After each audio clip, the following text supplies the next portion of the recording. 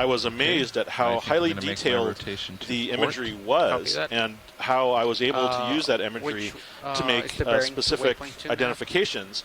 When I'm working with sea stars, especially from field pictures, one often needs as much data as one can, especially for very fine morphological features such as spines and other sort of structures. And so the cameras on the D2 were so exacting that I could literally count the number of spines that flanked the tube foot grooves on some of the animals that I work on, which is one of the diagnostic features.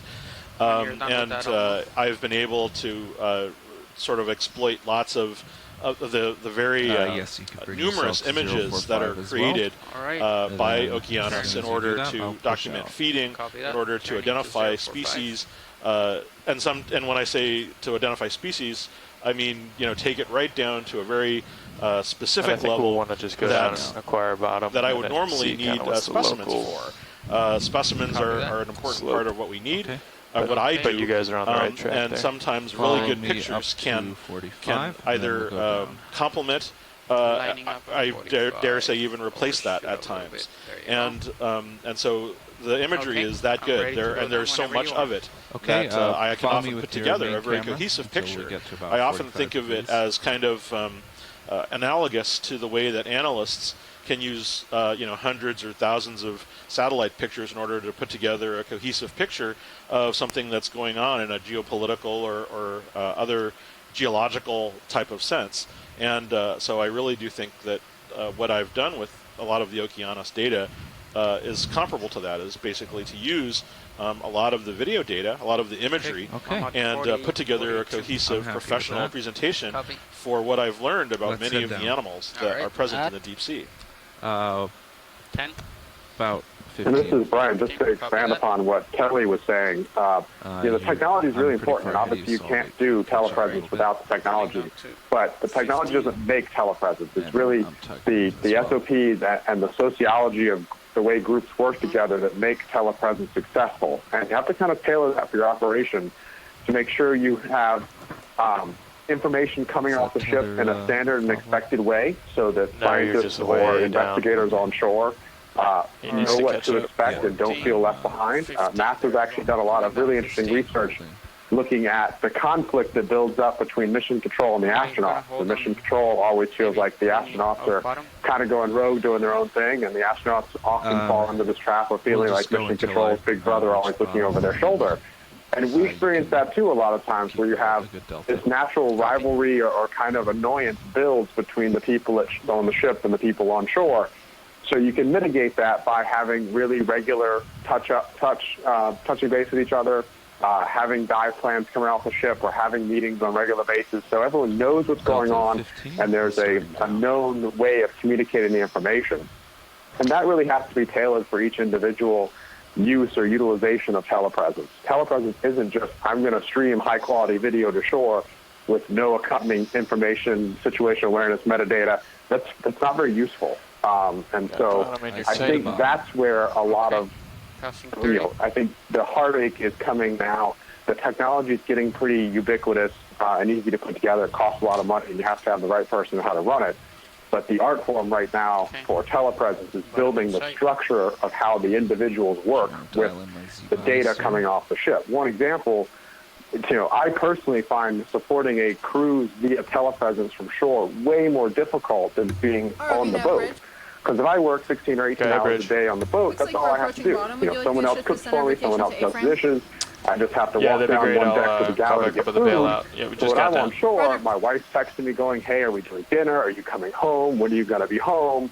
And I'm sitting there at an ECC going, I don't know, the winch is broken, and I'm going to stay here till the winch is fixed. And I have no idea how that's going. So there's a lot of extra frustration. If you're thinking about doing a really hardcore, engaged telepresence effort, I would encourage you to think about providing ship-like services to your shore-based scientists. Have food catered in. Have hotel rooms and sleeping places near your command center. All those kinds of human needs that are taken care of on the ship that allow researchers and engineers to completely focus on their job don't exist at ECCs. And that has been a shortcoming, certainly.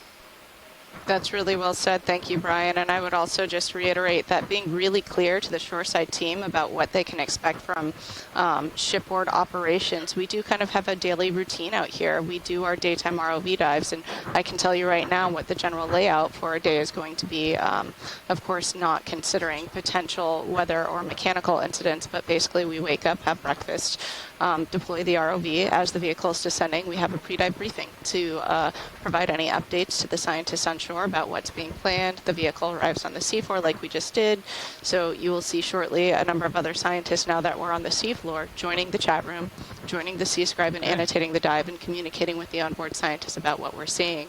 Just after we come off bottom, we roll right into the dive planning meeting to review and refine the dive plan for tomorrow. Once the vehicle comes on deck, the onboard scientists will process those samples and then develop some reports before they go to bed at night. They will send a dive plan to shore that summarizes the plans for tomorrow, shows the dive track, covers the sampling objectives, and they send that out along with an email containing all the information a scientist will need to know to join tomorrow's dive and to understand what the plans are. In addition, they could jump online. We have basically an FTP site online where they can download the latest data and take a look themselves if they're interested in suggesting any changes to what we're doing. You said this is Roland. Let me just make one short statement. Wing, selection of the proper technology in order to do that, and not trying to make do with some other version of the equipment or technology really adds to the success of the program as well. So you want to ensure that you have the proper design of the system and a choice of equipment to do that. And that includes the cameras we use are high quality, so you want that to be able to show the people back on shore the detail, as well as various computer interfaces and computer displays, so that those various computers can also be seen back on shore. Right now on Thanks, Roland. Your camera, which is always nice. So folks on the ship, I see we're on the bottom here, so I mean, I think if it works for you guys, we'll kind of take a back seat and let you guys run a dive here, and we may just answer some questions here in the room unless folks have any final questions for the ship here, or thanks very much. Thank you. Yeah, thanks everyone. We'll probably just we'll go on mute here and let you guys run your dive.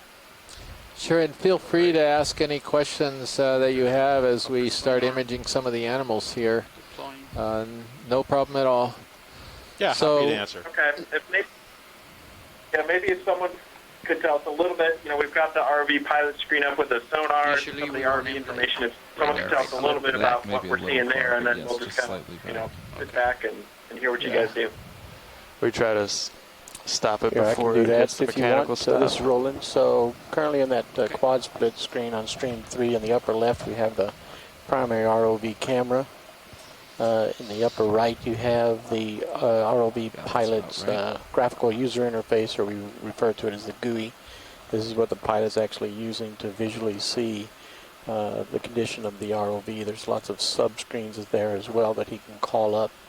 On the left, that upper right screen shows the ROV. On the right-hand side of that upper right quadrant is the Sirius. Not only just the depth, but the direction of the vehicle, as well as in relationship to the ship.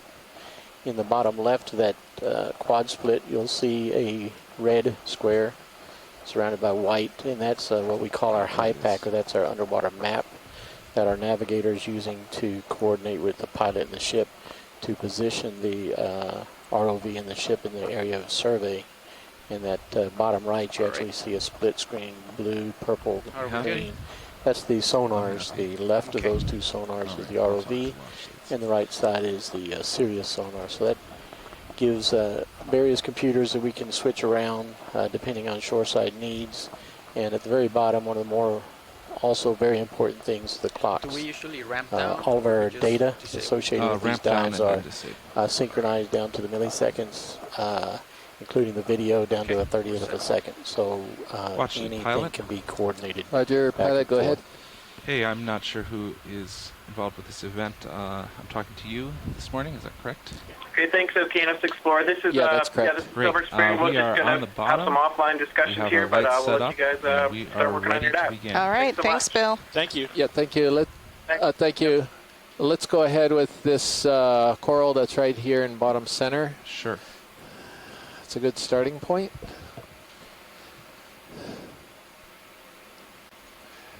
Co-pilot, after looking at sonar and making sure it's all clear, you can probably come down a couple meters. Copy.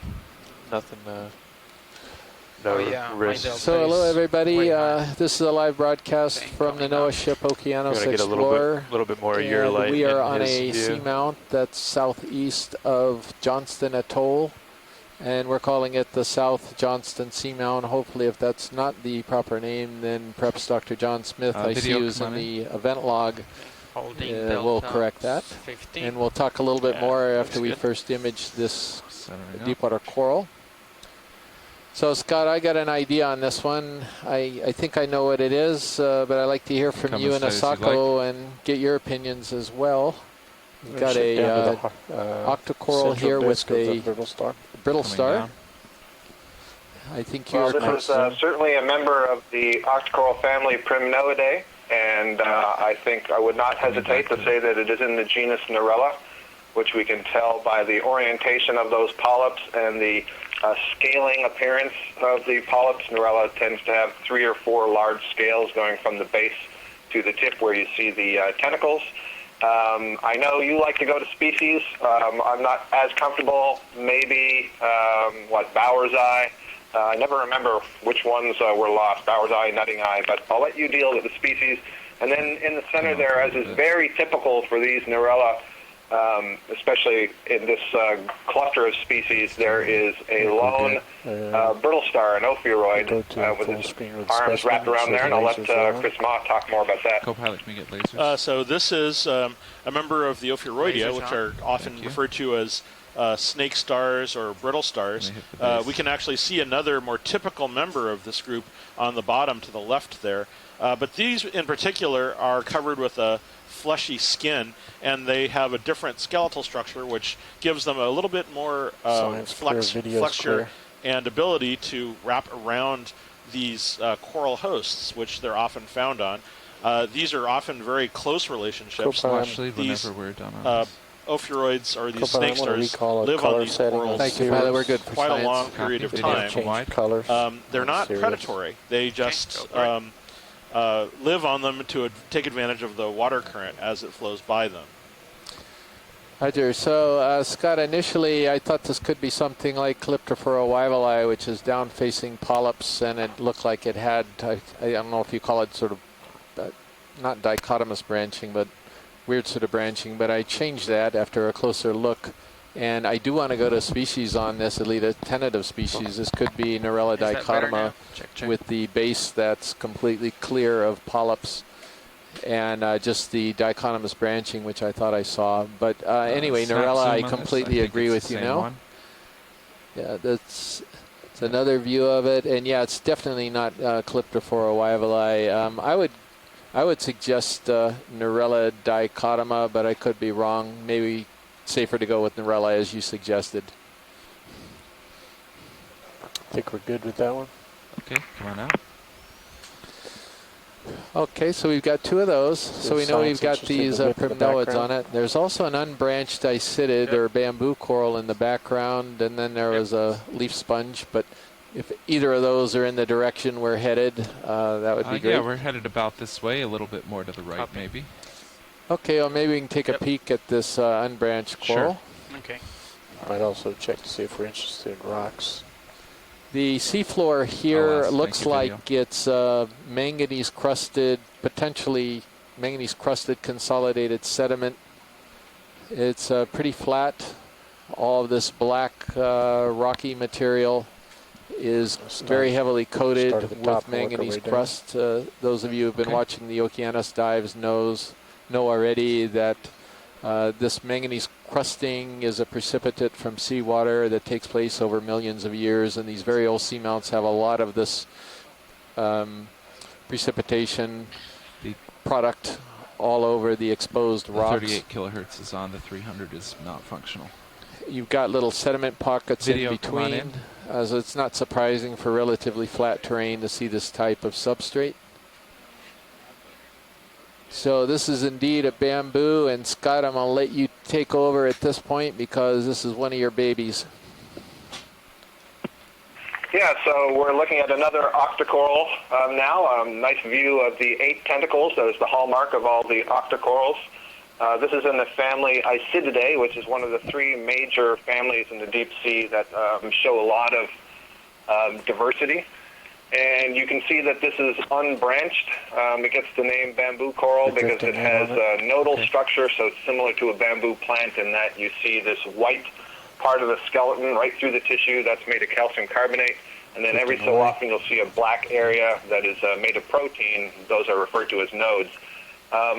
As we were approaching this, I was going to say that this was a member of the C1 clade, and part of the reason I was going to say that was the very irregular growth that I could see of the colony overall as we're approaching it. However, every one of those C1 clade bamboo coral whips have these very prominent needles sticking up between every one of the tentacles, and I think all of us can see that there are no prominent needles sticking between those tentacles. Tissue. So this is not in the C1 clade, so it'll take me a moment. I'm trying to get clues by looking in the tissue to see if we have a reflection of light that shows me the shape of the sclerites. These are more calcium carbonate structures that are microscopic and are used for taxonomy. So very interesting shape to the colony there. Surely there was an injury and it either began to regrow after that injury, or there was actually a new settlement of a new larva on the top here. Looks more to me like it's just regrowth following an injury. Right, and for those of you who are fairly new to the expedition, that's the voice of Dr. Scott France, who's calling in from... Okay.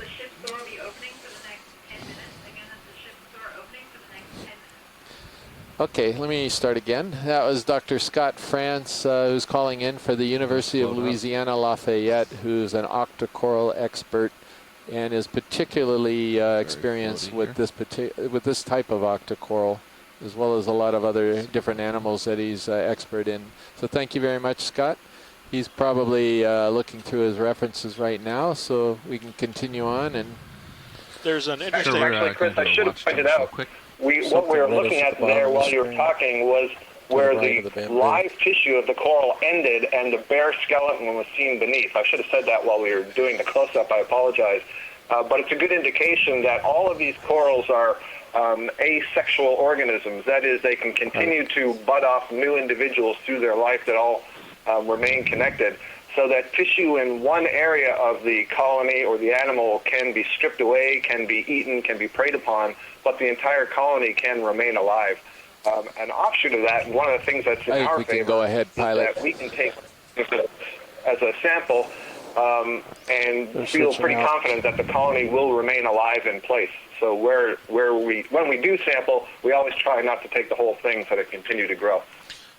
So for those of you who are just tuning in, one of the things that the Okeanos Explorer Cruise is well known for is having a shoreside pool of scientists, which actually helps us with identifications and different kinds of work. And we have experts from all over the world that are monitoring what we're watching on video as we speak.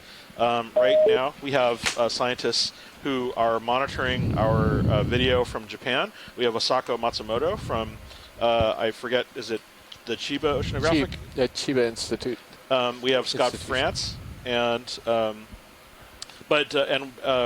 eventually we will have many more scientists joining us over the course of the dive. We have some from Russia. We have other scientists from all around the United States as well. Yeah, we got Steve Auschwitz in there as well in the event log. What does HiPAC have as uphill right now? Can you make D2 white? And there's a new name that I'm not sure I've seen before. It's Elizabeth McElwee. So she's in the event log. Quite a lot. So thank you very much for joining us. And we've also got Dr. John Smith from the University of Hawaii School of Ocean and Earth Science Technology. He actually has an office right next to me. And Pilot, could we get a close-up of this guy?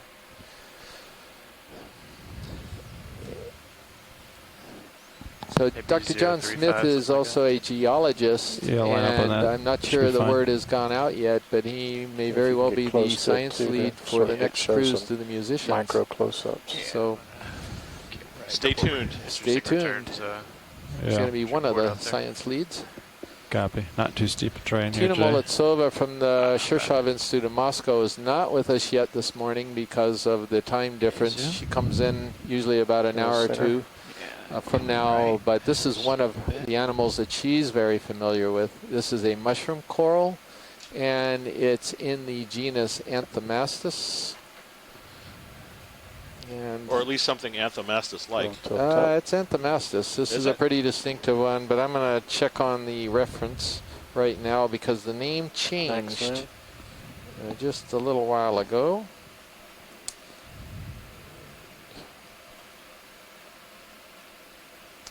So this guy is Anthomastus Tahinotus.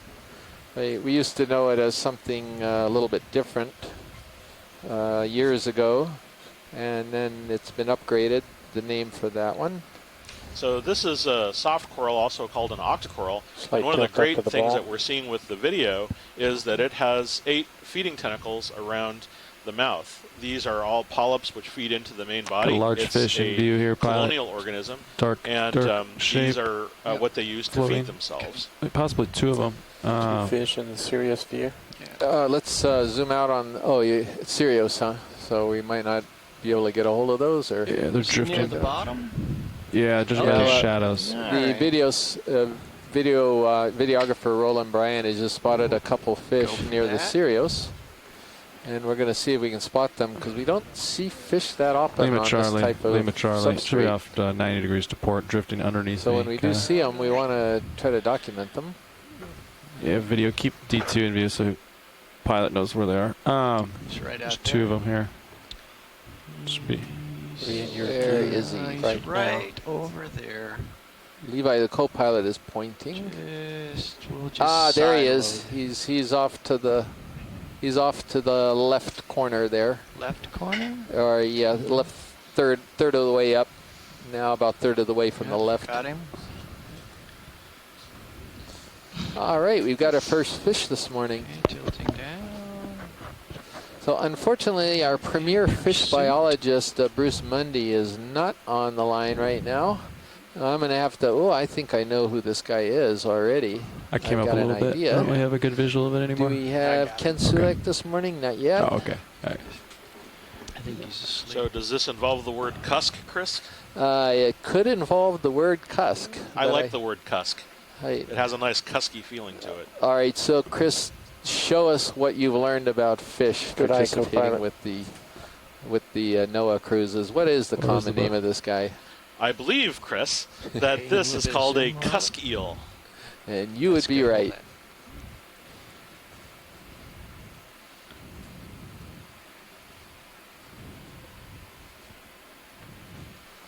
I think there was a different So, Chris, type what of fish differentiates a cusk eel further off into the right? Other fish? So that's a good question. First of all, cusk eels are somewhat eel-like in body form. A lot of deep-sea fish are somewhat eel-like in body form. You can see very long, extended dorsal fin that wraps all the way around and connects with the anal fin. They're very slow-moving. This particular one has got some very distinctive characteristics. That one. The other one's way over here. And I'm double-checking my identification. Ready for the headshot right now, but I'm pretty sure this is gonna come out to be. Let's see, the name has changed on this one too. It's going to be Lampogrammus. It's got a very distinctive lateral line. If you see those black dots right above it. This one has a very large eye for some of the cusk eels as well, and some of the other things the fish biologists look at is there's a little spine on the operculum there, right above the pectoral fin. He wants them off. I'll turn them off. So I'm fairly certain it's Lampogrammus, but I'm going ahead, that's the genus, and I'm going to go ahead and scan some of the other images in the Okeanos Animal Guide online 19 delta, so to make sure there are no other candidates for what this could be. I'll let you know if the tether gets close to your swing arms or anything. Right. It's streamed pretty far to my starboard. So you got a little bit of turn left that you can do, but handsome animal. Yeah, look for the other so there it is. Shucks, I couldn't initially see the picture. So, yeah, the sure one is pretty I good. do believe this is Lampagrammus, but that's going to be a tentative ID. The lateral line looked a little different. Last I saw it was than the one that we've imaged before, so this may be a slightly different species.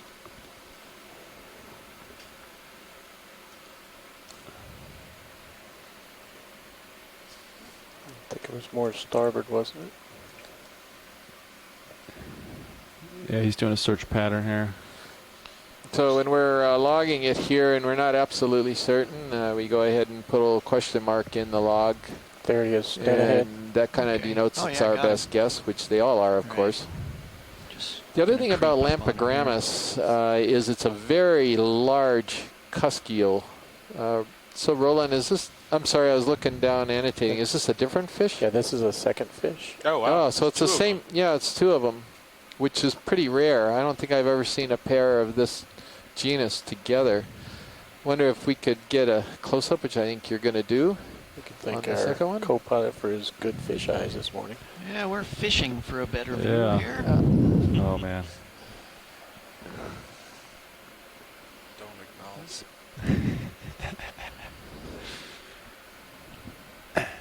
Co-pilot, I don't know what's going on with your sonar. See water column returns. Dave, just to let you know, I am not all that pleased with the Okeanos images of this species that we've got in the last 2 years.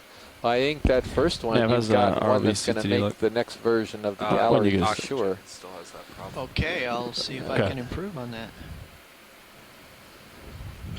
Okay, Roland, let's creep in a little bit there. Let's hold right there while I continue to maneuver. Right, so I'm fairly comfortable that this is indeed the same species as we just imaged.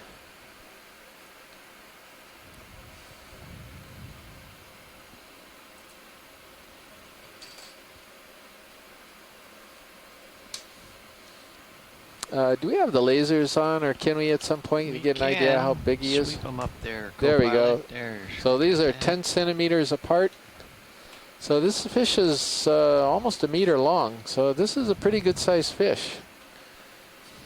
It is their habit to turn away from us. I'm going to herd him the other way because otherwise I'm going to get caught in my tail here. So a avid participant in the Okeanos dives, and also the person who's normally running the ECC at the Inouye Regional Center on Ford Island in Hawaii. This is Bruce Mundy. He is at a fish conference that he is a premier deepwater fish biologist as well as shallow water fish biologist. We're not moving. But. And unfortunately, he cannot participate today, or he'd be very excited with this fish. It is not a common fish that we encounter down here. Ready for partial. Okay, he's rolling. Beautiful. Stand by. Co-pilot, have we detected much of a slope here? So I'm sticking with my identification, Lampagrammus. That's my final answer. Okay, the final bearing is 016. Bearing to the final target is 015. Yeah. So anywhere in that range. Yeah. That side fin. Lasers off, please. Oftentimes these deep water fish are relatively slow moving. This doesn't apply to all of them, but certainly with this particular species and most of the members of this family. It's pretty cold down here, so it's about, just looking at the Sirios CPD, it's about 4 degrees centigrade. But do you mind if I nudge your drawer in or verify that's all the way in? Yes, okay. And wings and stuff. So this is beautiful. Co-pilot, how do we just this is terrific. This type of detail will most definitely help the menu, experts. Standby one. No chance of getting in front of it. Nice lateral line there. Right. I'll have to come out a little bit for that. For me to. They generally like to turn away. I think the lights annoy them a little bit. But, yeah, pilot, I think we could give this guy a rest because we certainly don't want to affect his eyes too much here. And we got 2 of these already. Maybe one last quick there you go, snapshot Roland. here. One last look.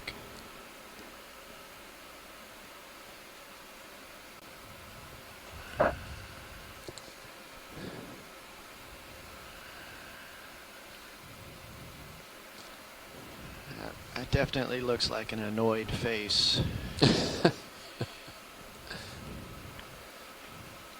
Full wide. All right. Well, that was fun. Yeah, we got our first fish, which is always terrific.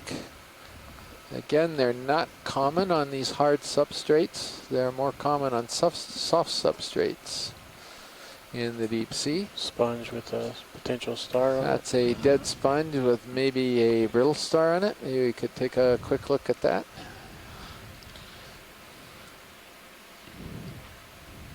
One interesting thing that I've noticed is that those snake stars on the Narella corals that we've been looking at, every one of those corals has a I think you use a snake 6 star and 9 living in to it. navigate up and down.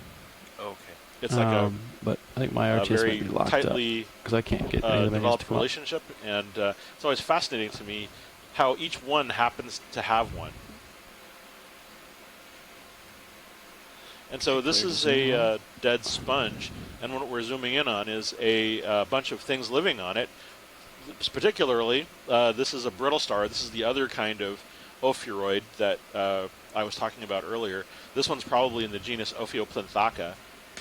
This is a member of the Ophiacanthidae. They're commonly encountered on sponges in the deep sea. They're often bristling with sharp spines. We're also seeing a lot of hydroids on the surface of this dead sponge. Dead sponges form the substrate for a number of other life forms. Space is hard to come by, or good space, I should say, is hard to come by for a lot of these animals, and so they are often colonized by a number of different forms, including, for example, you see a little tiny snail down there on the left, hanging off one of the branches, and there are probably other things residing amongst the skeleton of this sponge. So when this sponge was alive, it would have been quite white and crystalline in appearance, which is why they're given the common name glass sponges.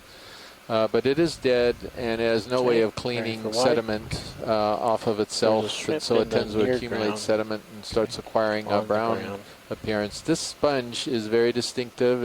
It's in the genus Walteria, and it's in the family Euplectellidae. We typically don't log dead animals. We see dead sponges all over the place. We only log in our C-Scribe live animals. So we're looking at the extant community, not the extinct, or extant. I guess that, did I use that word right? The community that the current living community is what I meant to say. Living inhabitants of the current community. That's better, thank you. Current meaning present, not current meaning in the water flow. Right. So that shrimp, we got a little bit of a glimpse of it. I think it's an emetocarcinid, really common shrimp that we see down in these depths. And we're moving on, seeing what our next targets are going to be. Chris, as we were pulling away from the sponge there, I noticed that there looked like a little thread kind of dangling horizontally through the water column, which I usually associate with the tentacles of benthic ctenophores. So I wonder if we'll see some of those if we look closely on one of these sponges. There's one now. There's always a good day when benthic ctenophores are involved. And there may be a sea star over there, Chris. Is it called Cyton? Or a brittle star, but I don't know if we can get over there after this. Take a quick look here. A little while to find. Another dead sponge. I was going through some menus and all my screen changed. And I got scared, so I got out of there. It's got a lot more of them, didn't it? Yeah. A lot of times these brittle stars occur in huge numbers. They're one of the most abundant deep sea echinoderms that we know of. You can often find hundreds of brittle stars on a structure like this. They're usually, what we think they're doing is taking advantage of the current flow. They're climbing up from the bottom and trying to avail themselves of David, food got your mic maxed out. or other benefits from being in the current far above the bottom. Threads in the current we're looking for. That's right. Yeah, I know exactly what Scott was looking at. I didn't notice it myself. I might have been looking down at the moment, but anyway. I just stopped at this one because it was right in front of me when he mentioned it. Just to. Yeah, I'm certainly not seeing it here. Okay, we will keep eyes peeled. All right, away. Yes. Okay, and there's if you turn slightly to the left, or port, I should be using the right terminology, right there, that white thing that's to the left of the coral. Oh wait, is that? Could be something dead. It might be an illusion, but no. I was looking out for you, Chris. I was hoping we'd find a sea star. Looks like a starfish. I always knew, Chris, that we would find one. Right on top of it, between the feet, if you can, Dave. Oh, what's this?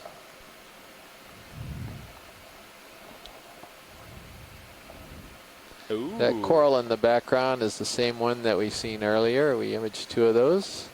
What's this thing? Chris has got his it's not a fish. Oh, wait, it could be a starfish. I think it's a sea star. Thanks, dudes. Always here to help you out. You mean an asteroid? We don't want to confuse the issue. Okay, Roland. He's missing an arm, it looks like. Or is he getting one regrown? Oh. Oh, my. Oh, wow. Set him up. That is sexy time. That it's missing an arm? Is that no, right? no. This is something we haven't seen before. So, yeah. Oh, wow. I've never seen one of these alive before. Yeah. So this is a sea star in the Goniastridae, in a genus, a very confused genus of deep sea stars. I think the best one that I can use right now is Atelorius, Atelorias, and I've seen they're usually quite big if we can get lasers at a certain point. But if I'm not mistaken, these are often quite large. They're almost lasers are on. 2 feet across, and we don't know a lot about them. They occur abundantly, as far as I know, from Indonesia, and in Japan.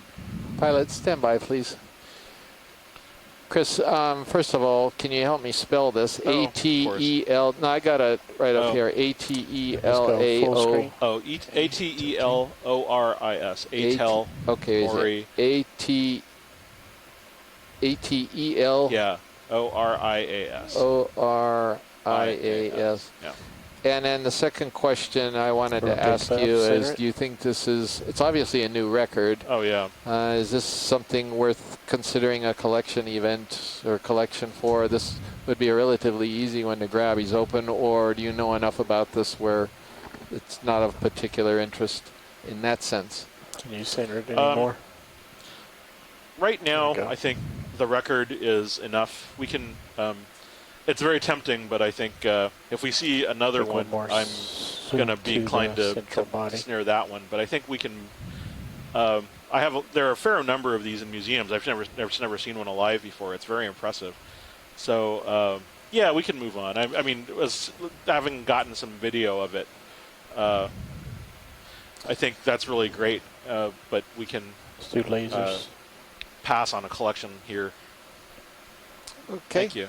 And just a little note to shoreside too, the pilots need as much heads up as possible if there's an interest in grabbing a particular animal. Okay. This is why I asked the pilot to stand by as Chris was discussing that. Same thing for you on shore.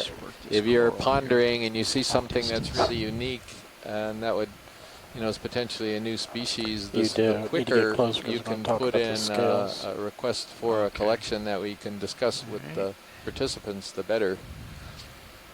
So we're moving on now. No need to do this coral again. We got two of these already. Roger that. Thank you.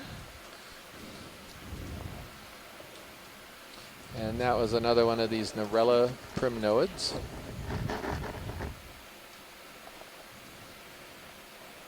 So I think it's 020 for a move. Nav. That's my current heading. Well, I'm blown off a little bit now, but. Yeah, that agrees with the waypoint. Also, just to give people okay with a little bit of a 20 idea meter of move. where we're diving. Oftentimes we're on the depends flank of a seamount going up a ridge because we found them to be quite productive Oh, there's one in the distance. We might for collecting both rocks and getting into some higher different density direction. communities. frog On this particular okay. seamount, we're near be the fine with that. summit, and summits can also be really good places, but you're seeing a little bit flatter terrain because of that. The seamount's not going to get much higher in elevation.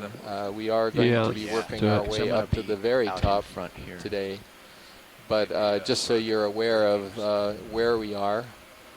I'd be fine with 30 meters. Pilot, there's one other thing I'll just throw out here. These Go look ahead, like Nav. pillow formations, and if there's any chance you see something that's collectible bearing 020 that might be loose, we could get our first rock specimen too. 30 meters, bearing 020, speed decimal I'm 2. not sure I see anything loose here, but just getting into this little sed pocket reminded me that we're always on the lookout for a rock that actually isn't glued Coming down to into give you the just a little more sea tether for floor now. by the manganese crusting. How about that one that's in the Something sediment pink over there, near Dave? the right that's foot. just above the coral. that one under the Chance that would lasers be there, or okay, RV that bridge, rounder move one? of 30 meters, bearing 020, speed decimal 2 initiated. Thank you, Bridge. Yeah, if you swing left a little bit, yeah, I had a lot of chatter a moment ago, but I think if you then just if you go direct up my with the lasers into that pocket, I think it might be further up, keep no, going there's two of them. because it's actually beyond the coral a ways. Oh, I think I'm wrong. Don't listen to me. Pink curl just went off screen, right? Near the foot.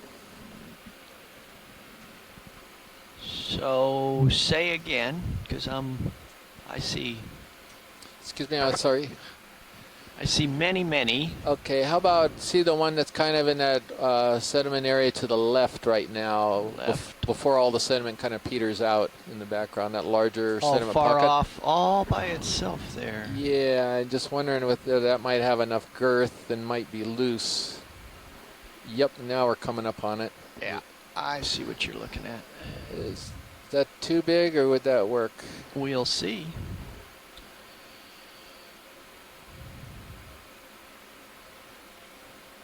Yeah, I see that. You want me to setting your mini Zeus up on your toes? Yeah, It's kind of looking. I think I'm pretty good here. Yeah. John Smith, if you're listening to the audio, I know you're in the event log, and I know that you also participate passively on one of your monitors. If you were able to call in and perhaps let us know whether one of these rocks might work and has a chance of having basalt in it, that would be great. Did you see the fish in the rock there, Chris? Just tucked back up above the lasers to the right. I saw, Pilot saw season. something red. I didn't see the fish. Let's get a zoom early because he's Yeah, Yeah, right it's a in front of fish. us. It's a red one. It's Yeah, hold tucked that. in under that overhang. Oh, it's think a it's a crab. crustacean. Crab, yeah, I thought There it he was a comes. crab. Okay, Fishy crab. this is Parapagurus of some species. Maybe that one that kind of holds the anemone Go ahead, in its Nav. rear legs. Hey, as Kind of you looks like that, probably which I know think where we've our only got ADCT two is working properly Parapagurus down here, spa. can you give me your current estimate from the DP? Yeah, I think I must have seen For the current? anemone flash, and that's what Yes, I thought was for the current. fish. Okay, the DP has the current at a 118 at 0.8 knots. Thank you, Roland. So we never make Great, thank you. mistakes. We You're never welcome. make quick IDs that are wrong. So I'm utterly shocked, Scott. Absolutely shocked. You want me to bring your mini Zeus is looking There's at a me. first for everything, Port Chris. side right now. You want me to start it up for you? Let's get in the picture here. Yeah, I see that. I must have been looking at that port minute for stowage. Yeah. Yeah, I guess spin up hydraulics, and I'll give it a nudge while the discussion ensues about yay nay. So co-pilot Yeah, ship there's is a- in motion. Is that going to be a problem? I don't think so. You may pass over me, but I don't think it's going to tug me. I'll probably be done There's a long-legged shrimp to the left of the rock, Nematocarcinus. I thought I saw one earlier, and it kind of confirms it. That's why it looks like he's kind of above the bottom. His legs are so long, you can see the shadow underneath him as he's sort of walking away. Coming on.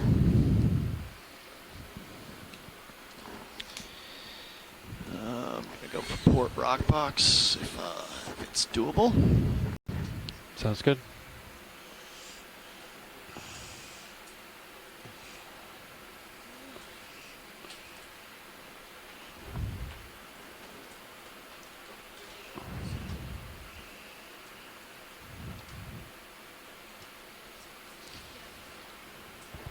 Ooh.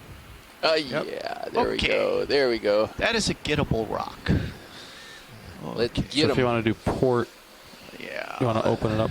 So there's so much manganese crusting on these seamounts that we kind of need one that has a chance of having basalt in the center of it. That's why we look for ones with a little bit of girth to them. That's all the way in. Thanks. We definitely would love to have some basalt in the center of this one.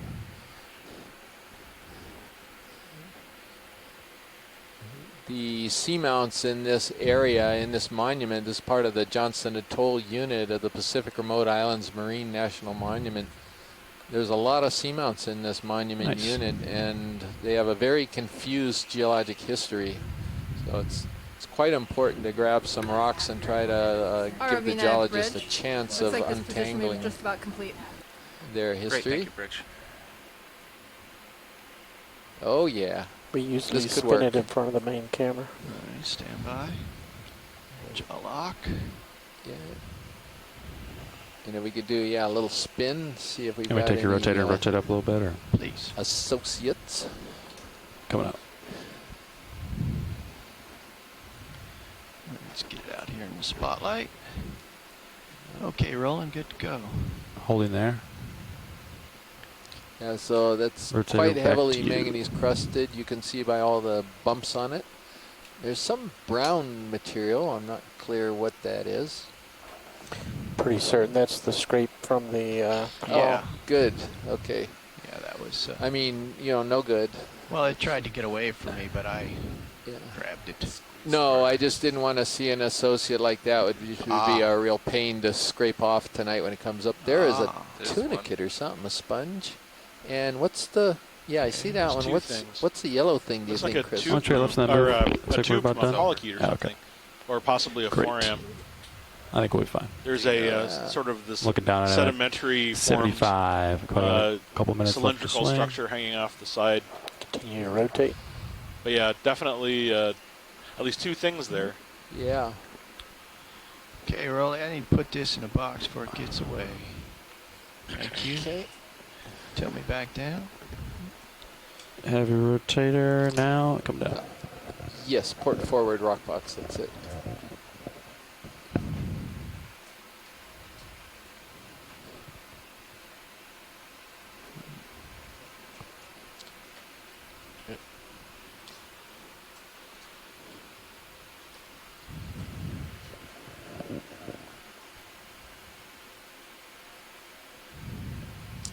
Perfect. Nice. It's in the box. Thank As you I very wing much, out, pilot. it should close the lid by That's itself. great. Standing by. It may not. I don't. A wing and a prayer. Look at that. The tricky part about collecting rocks down good here news, is Joe. 99% of them are glued to the bottom. So by now, the Okeanos ROV team is pretty experienced with knowing which ones have a chance of being loose and which ones don't. Stowing. So we got our first rock pretty efficiently there. There was a pink coral that no one saw directly after us. Okay, we'll get to that in just a moment. Swing the arm outward. We have a so it's fish not in the swimming sonar. through, I think, this black item that's in the upper Small fish. left third. I wonder if the Okay. video could catch him just as he drifts I'm off. looking back at you, pilot. There he I'll go goes. for it. Hydraulics off. Arm stowed. He's going fast and Lift off here. Yeah, you're down here. Away we go. up and north. The fish you wanted up. Left. On the left, okay, I gotta get ahead and then I will look left. Up there was right next to your I think we can probably vehicle. pass him by. I think he went quite a ways beyond. Is that a sponge? Dead sponge on the bottom there. Just take a look back now that I know where I am. There's a small, only about 5 centimeters. And while you're doing that, pilot, do you have any sense for the current down here, the direction and intensity? Minimal. Minimal current? Okay. Minimal. No, nothing seems to be moving. Video's my Zeus full wide. Okay. Thanks.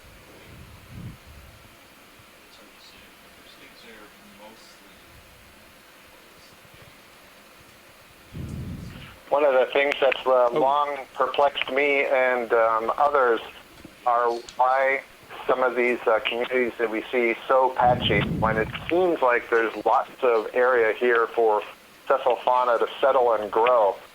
And of course it's because there are many different factors that contribute to their success. And so while not all of the surface here is buried in sediment, which would cause a problem for any larva that's settling or something that's growing very slowly because it would be buried before it got to the size where it could effectively feed, but it may be that the currents are too slow to deliver enough food for these things to survive. Other possibilities include that the bottom isn't very stable, and so if the rocks are turning over or breaking up, you don't have time for the colonies or the large sponges to grow to a size that we can see effectively. Or the oxygen may be too low, or there may simply not be enough production in the water column overhead to provide enough food to sustain these things. So there's a lot of different What's this little purple bulb on the rock? Observations and dives for us to be able to discern which of those is affecting these communities. Pilot, do you see the little purple bulb on the rock? I don't see it, but I'm the small setting rock up on for the the right. rock. The small rock on the right. Small rock on the right. Yeah. Okay, stand by. Possible barnacles on that Got rock to the left where we're heading. Yeah, I saw that. That's what I was going for, Roland, but we will...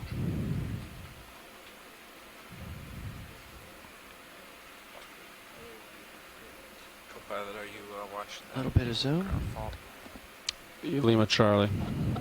There's also about maybe a 400K on the D2 DC bus return. Come on in. That only appeared after we went into the water. Copy that. So, sometime Oh, well, I guess you're returning the favor. I spotted a sea star for you, and you spotted a sponge for me. This is a baby bolosoma. I have never seen one so small before.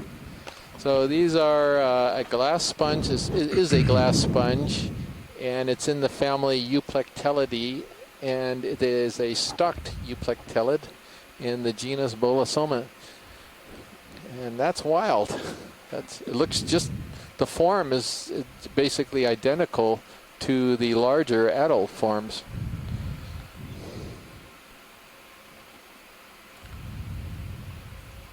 So it looks like it's hiding, maybe not hiding, but it's on this protected area. Thank you, pilot. Get the lasers on for scale. Oops. Wow, that is a wee thing, isn't it? Yeah, so that's 2 or 3 centimeters across, maybe? Yeah. Wow. Right, coming That's left. pretty cool. See what's on the edge of this rock here.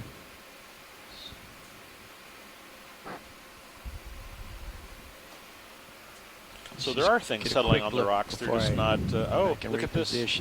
Oh yeah, what do we got here? Are they barnacles? Come wide, Rolly. I'll swing around for a better look.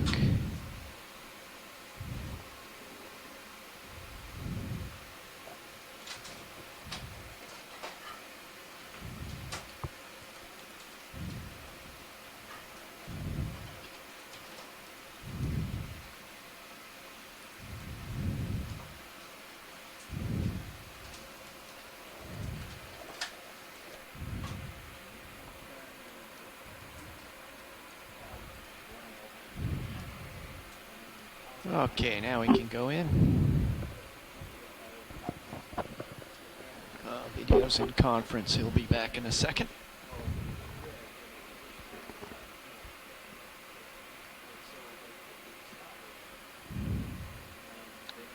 Interesting.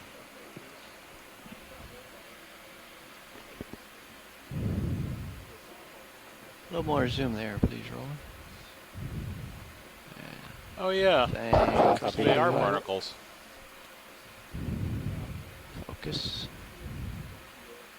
Oh wait, no. Huh. Something different. Yeah.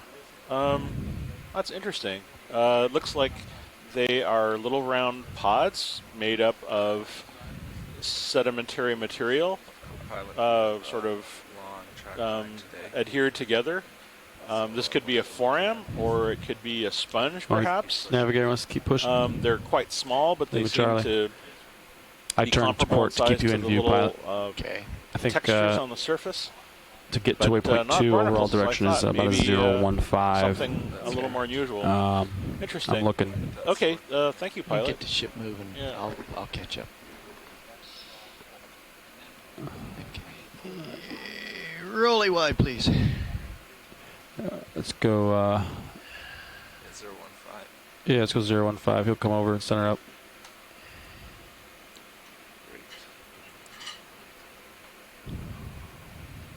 Yeah, some kind of mystery, Chris. The tunicates or whatever they I'm were? not sure. Yeah, I'm not sure what they were. 30 meters. Forams, tunicates, something. Had a hole in the center, but they didn't look I'm gonna get my tunicaty. set point on 15 there. Yeah, I was trying to get a little bit of clarification there's 15 on when we've got blowing a little bit shoreside off the starboard speaking side. and how we can just do a quick note to the pilot without interrupting. And I've been doing it wrong, and so I apologize to you on shoreside if we've interrupted you in there. And Roland was hopefully telling me how to do it correctly, which I'll try to do. And it's mostly, again, coming to the bottom. oh, that is a big barnacle. I wonder if we could get that white thing down there.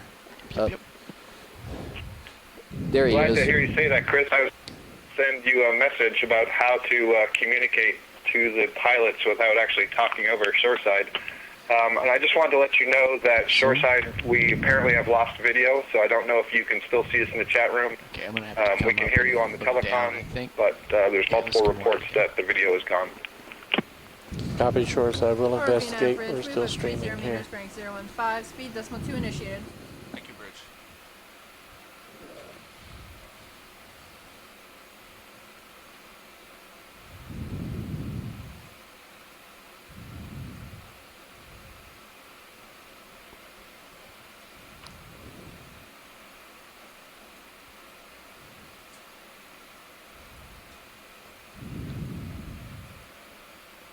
I don't think I ever saw him fully or extended at all. Let's zoom, Roland, and see here.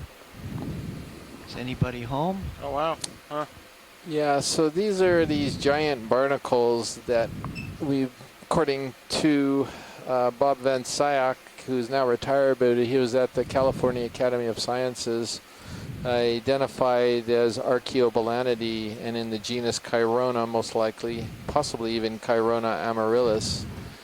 But they're kind of a treat. You don't see them everywhere, and they're just enormous. You don't see these kind of barnacles except on whales or something like that. I mean, big barnacles. Well, let's come out and laser it, and then I'll go around the other side, see if I can peer down. Chris, I can't see the video, but are these stocked barnacles? No, they aren't. The pedunculate form?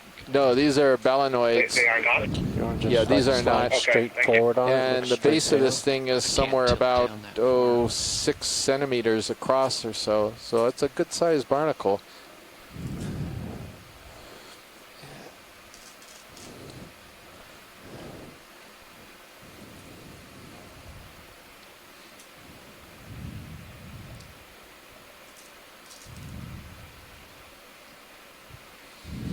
Yeah, Dave's going to take a peek down the hole. Oftentimes these aren't out, so that doesn't mean it's dead just because he didn't see the animal. We actually collected one of these on a Hurl submersible dive. Another cuskiel in the background there. Oh, there is? Yeah. See it? Oh, yeah, maybe. Might even be the other one we just saw following us. Well, maybe a quick look at the barnacle, and then we can see if we can get that fish. Okay. Actually, the barnacle won't move. I'm tilting up for the fish. Oh, there's the fish, yeah. Oh, no, it's not a cuskiel. Yeah. It is. It's an eel, though. It's an eel. You are half right. It is anguilliform. Yes. We will come back to that guy in just a moment. See if we can pursue. Okay, rolling zoom for the barnacle. Yeah, pilot be advised with that heave, the tether. Yeah, I see that. Okay. Yeah. Okay, so somebody's there, but they've closed up. Yeah, it looks like the valves covering close to the swing arm opening pilot. have shut. Pull up a little bit if you're But that suggests it's still Leave it alive. At shortly, least. coming up a little bit. Yeah. Makes it tighter though. So how did we collect one of these many years ago? And that's how Bob Van Sciek was actually able to come up with an ID. Very difficultly. It came in pieces, but it turns out in all of the pieces that we kind of grabbed for him, it had oral plates that were diagnostic for it. Right. But it did not look like that when it came The architecture, right, well, actually that's one of the useful things for barnacle taxonomists is they can look at the architecture of the plates and the shapes of the plates, and those are diagnostic for a lot of these groups, especially at this depth and for this kind of thing, because acorn barnacles are really not very common in the deep sea. They're, as far as I know, it's something we more associate with shallow water faunas. Is this a we're potential collection? Or no, I'm sorry. It's unusual. I was telling stories, that's all. All right.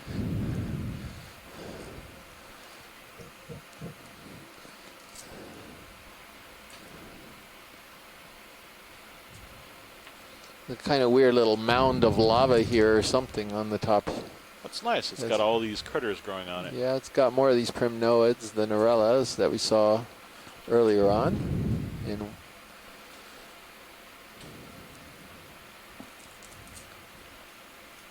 So that fish, I'm pretty sure, was an eel in the family Synaptobranchidae, or the cutthroat eels.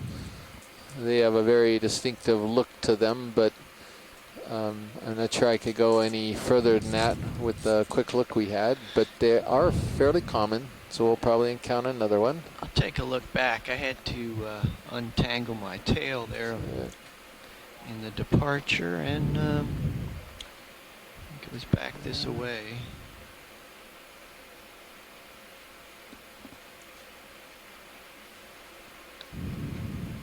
Shoreside, just checking to verify you guys can still hear us okay?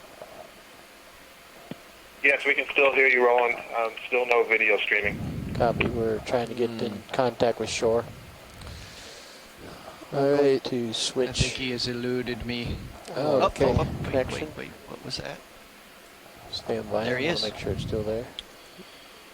Where is he? In Copy that. front Nav, how much do we have left in that? He's near the bottom. I got him now. Okay. Thought done. We're now on the alternate line. Audio still good?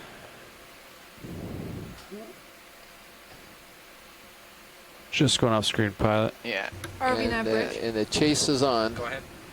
We have about 2 meters left in this Sure, maneuver. if you still copy, Once you Okeanos? complete it, I would like to shift their heading about 5 Yes, to 10 we still degrees copy, roll. support. Okay. We are chasing an eel right now, and I think it's winning. Rotator's Yes, we are maxed rotating out. on the A-frame. All right, that'd be fine. Thank you. Okay, thanks. He got away from you. He's not going to let it happen. No, that's okay. Some of them actually found out what the length of your tether is. Yeah, it's like the junkyard dog that knows how long the chain is and just waits. I actually had an experience with a tiger on a chain. What? Yes. That one we'll hear at dinner time, maybe. Yeah. All right, we might have a bigger. Is that just a sponge? Perhaps, yeah. It could be just a dead sponge, but Looks like an actual living sponge, possibly, and fish on the left. Yep, dead sponge. Oh, there's a fish to the left. Yep. Okay. There's all kinds of fish. Maybe that's the other one. Yeah. I'll snap on him before he Yes. spins. Not too quick. He is. He's coming to Ooh, me. does it have a parasite? Parasites are great. Oh, no. Just a reflection. Or some kind of bump. All right, so this is definitely a cutthroat eel in the family Synaptobranchidae.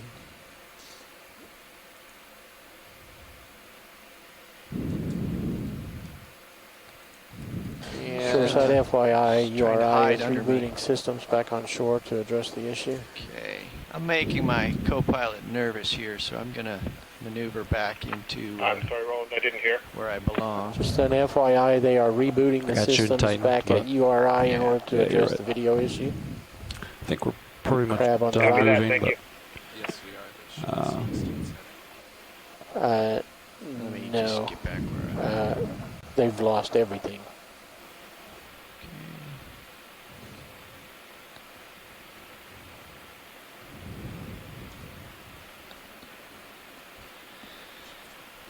Chris, there's a bolosoma, a small one. Sorry. Oh. The small sponge that was at the bottom. I was taking a peek at eels in the Okeanos gallery here because I could clearly see the origin of the dorsal fin on that one, which is one of the diagnostic characters. There you are. Yeah. So I'm just going to leave it as the family, but I think some of the fish guys will be able to possibly come to a genus based on that imagery you got, Dave, no matter how momentary it was. You had a really nice perspective there. We'll endeavor to catch another one. I think we should be describing a little bit about what we're seeing until the video's back. We're going over some sort of plate-like formations right now that's mixed in with boulders and cobbles and sediment in between. These are kind of flattened, dome-like sort of topographic structures.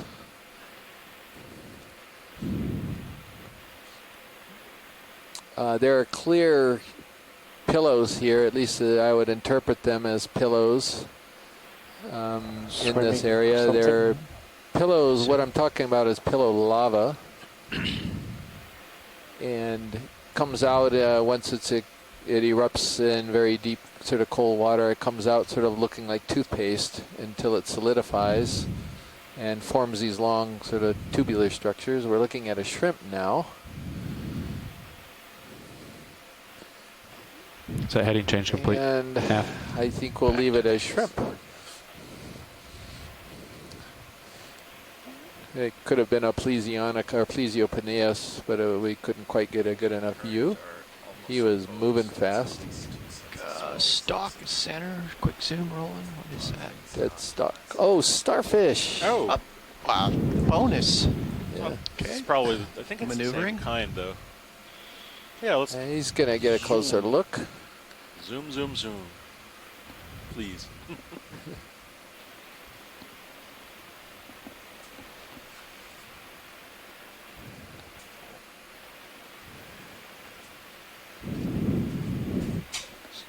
You think he's sleeping? I mean, he's sort of laying on one of these pillows. Oh. Go for it, rolling. So stupid. Oh, Chris. All right, we need an ID here. Yeah, as you this study is the same as... Zoom in a little bit more if we can. But I think this is the same thing as the other star that we saw. Yeah, it looks like the same guy. Or Yeah. gal. Do starfish have gender? Yes. They are males and females in most cases, but only they know the difference. There's a polychaete or something under that left raised section on the rock. What in the left race section? Huh. Where are you looking? Under the main body. The main body? Roland has spotted a polychaete worm. I see it. You do? Well, yeah, it's... Yeah, it's right underneath it to the left. Yeah, there. Oh, okay.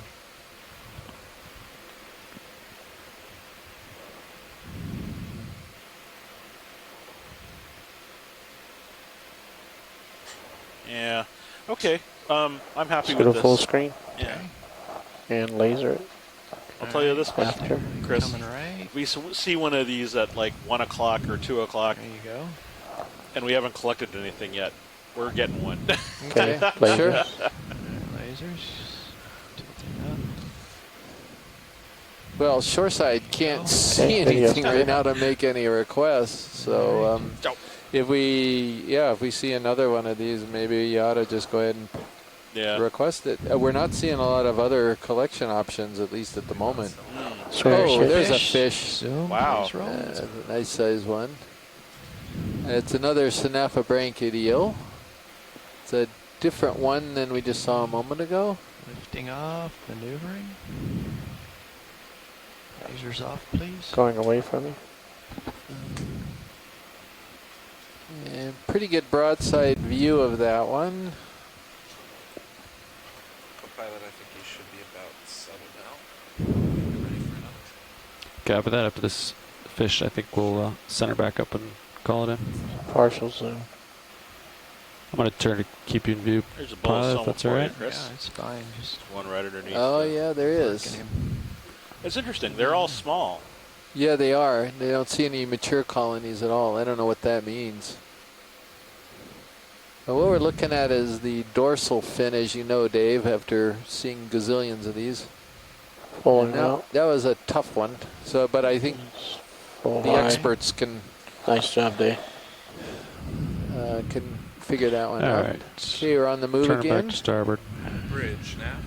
We're getting more ahead, fish Matt. than anything else here Is that, today, aren't we? heading Except for those adjustment? primnoid Fleet, are you ready corals. for move? Different Oh, yeah, sponge there, ready. going off left. I'll have that for you in 1 minute. Okay. And of course, this fantastic And the bunny fantastic asteroid. bunny asteroid. Yeah, we got one Going sea back down star. where We it got was. what, 30 two Yeah, different let's types of do it. fish. Yeah, well, we've been seeing some interesting sort of anecdotal types of the barnacle, the Bridge nav.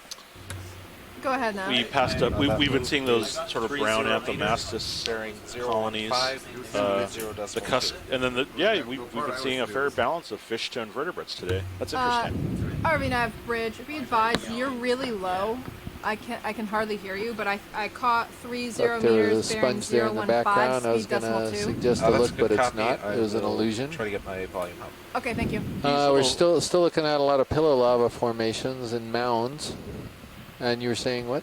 Oh no, I was just going to say all of the little sand pools are the type that give us optical Or it illusions cancels when better, we're so looking you're out louder. across the field. Or you hear everybody else better, maybe.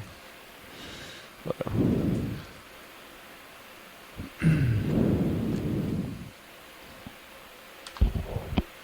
So we're waiting a little bit, catch up for the other vehicles, and Dave is doing a scan. The pilot Dave is doing a scan around here, looking for other targets, but it's pretty sparse right now. Not a whole lot of animals here. It's a little surprising since we're close to the summit. Animals being sessile invertebrates, filter feeding animals.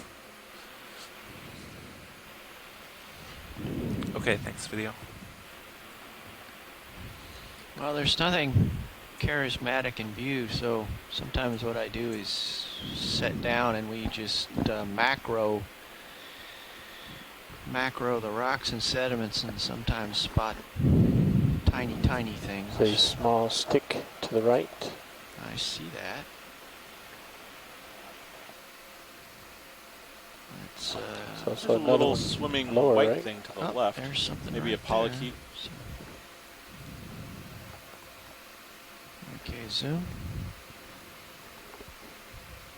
I guess that's junk. Now there's one of those threads. More zoom, please, Roland. Right. Well, no, that's not it. Somebody's spine, cast off spine. Yeah. But anyway, now we're in the small world. Yeah, and one thing we could ask Scott. Scott, are you seeing any video yet, by any chance? No, Chris, the video has not started, and I'm periodically reloading just to make sure it's not a browser issue. Roland did say that they were rebooting the system at URI. So, Scott, we're not seeing a whole lot of stuff. What would you prefer? Would you prefer he try to hunt for little tiny things, or would you prefer we try to make tracks over this kind of barren stretch in hopes of finding richer hunting grounds? Yeah, so I guess I would vote for making tracks, trying to get higher up onto the summit. I see your depth is approximately 1231 right now, and I do not recall what the estimated summit depth is. Do you remember? No, I don't remember. It was 1,100. We're looking at 1,170 meters for the last All right, waypoint. so basically And, we still have higher to go. So yeah, let's make some moving. tracks and see what happens as we get up a little higher. Something pink Assume you near the copied right that pilot. foot. I guess it's Now best coming use center. of time as we See it? scoot across the bottom, and then of course we could stop if we see something. Yes, we copied. We do have the ship moving, and we'll try to keep the Squat pace up. lobster. Great, thank you. Dead Oh, what's spot. that to the right? you see Something it rolling? almost Oh, kind yeah, of yeah, yeah. pinkish. Yep, working it.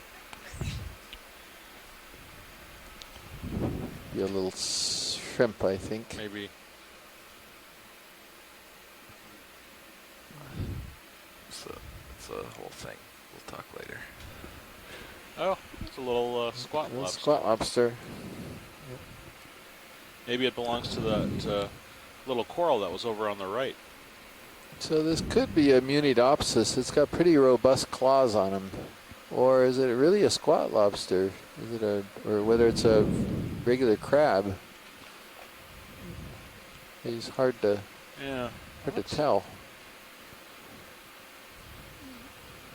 And I think there was a very small coral or some kind of branching colony over to the right. To the right. It was white and fuzzy.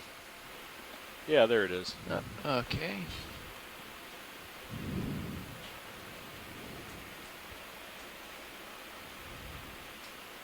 Also walking shrimp in the near ground. Long-legged shrimp.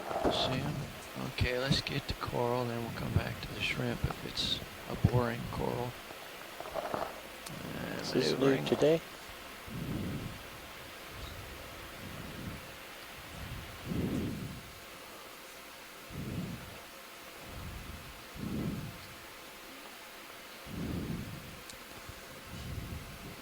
Excellent. Yeah, it's a boring coral. It's just a bamboo.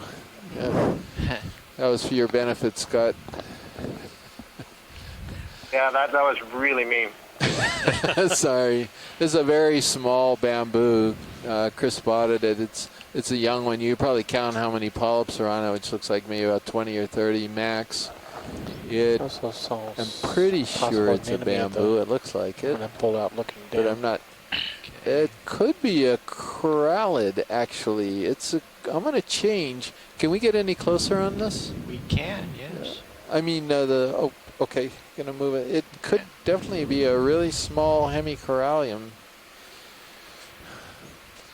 Wow, so I found something. Yeah. Other than a starfish. That Other was than a star. Well, you got that little. You got that baby bolosoma. Remember That's too. true. That was good.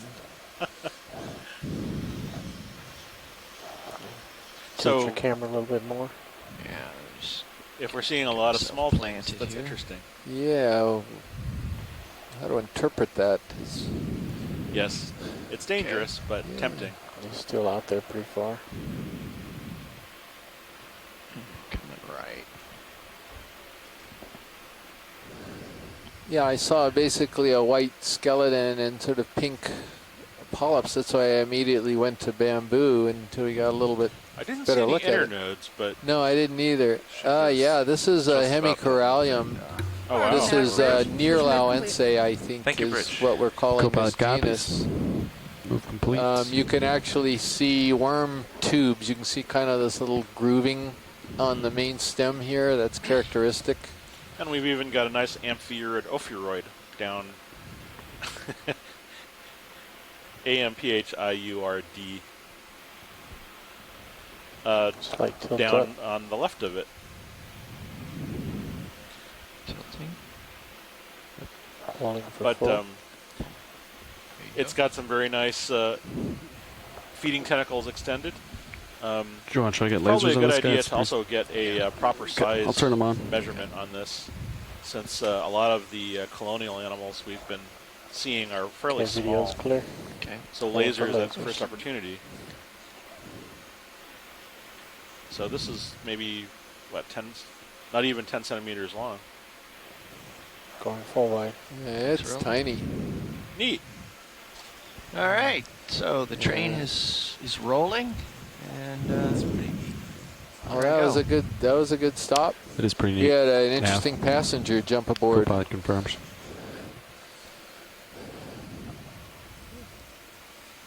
All right, whenever you get out ahead. So we're on the move here, Scott, again. We see a few more Primnoids in the distance here, but not very many. Mostly it's just sort of a sea of pillow lavas, manganese-crusted pillow lavas, it looks like to me. Repeat that same ship move, 30 meters, bearing 015, 0 We're going to pass by 2... Copy, thank you. Two of these Narella colonies with the brittle star or the ophiuroids in them. Something next to the one on the left. I see that. And I'm not. Let's get a zoom here. Yeah. To see if this is maybe another one of these hemicorallium colonies. What is that? And Chris, I think you are right. You are on a roll today. Oh my goodness. I had tea instead of coffee for breakfast. It makes a world of difference. So we have a Narella, what I was calling a Narella dichotoma, and at the very base, almost on the base, but not quite, is another very small but bushier hemicorallium. Let's go. Oh, that was good.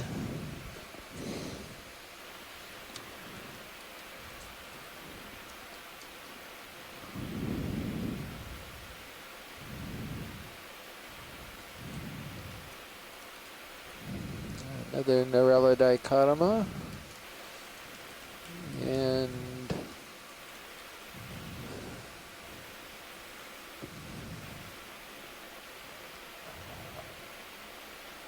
what's this? Bent Oh, it's over. some kind of sea pennant hydroid. sandbar Bottom down there. right. where do you see? Oh yeah, On the sure. right. Could we? Yeah. Yeah. Watch that. Oh, it's a no, it's a quarter there hydroid. just hit. Excuse me. Clunk. I don't know.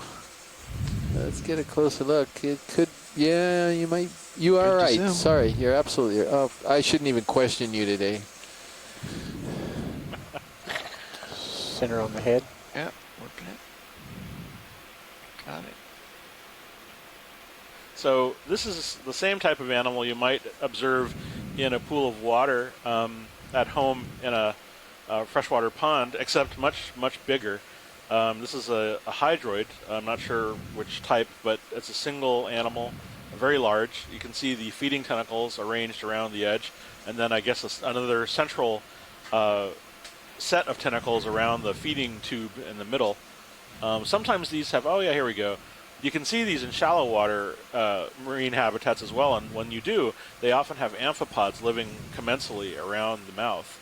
And so I think that's what you're seeing here, is there's a little orange crustacean that's living right below that sort of rose-colored structure where the mouth is located. Let's go full screen. So I'm going to take a stab at this. It's one of two things, but I think it most closely fits the Corymorphidae, one of the members of sort of solitary hydrozoans. Oh, and those of you who can't see this, at least for Scott and some others who are very familiar with these type of animals, now he has a mental picture at least of what we're looking at. This is sort of a pinkish texture. And the way you actually can differentiate some of these is by the mouth parts there, but that of course is hard to see. But I think science is good whenever video is good. Video is clear. Okay, wide please. Yes, thank you for that quick backing up. So co-pilot, if you can arrange a relief for yourself, I'll go take a bio break and you can come over here and fly for the rest of the watch. Okay.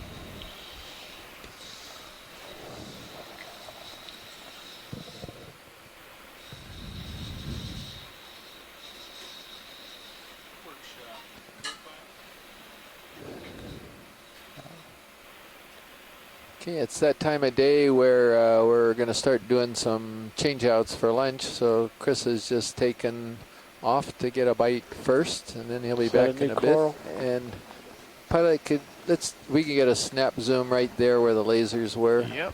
I think it's another hemicorallium, but I'll work for it. Roland. And yes, it is. They keep getting slight. Oh, look at this Yes. right in front here. Okay. So we have a tube anemone and it's in the group called Cereanthides. This is one that we've seen before with definitely a sort of a white sediment-covered tube, which is what gives it their name. And the actual polyp part is sort of a dark red. And I don't think we've really gone very far in identifying these things. But I'm going to look up in our tube anemone gallery and see if anything has changed. Nope, Cereantheria is the best we can do on this beast.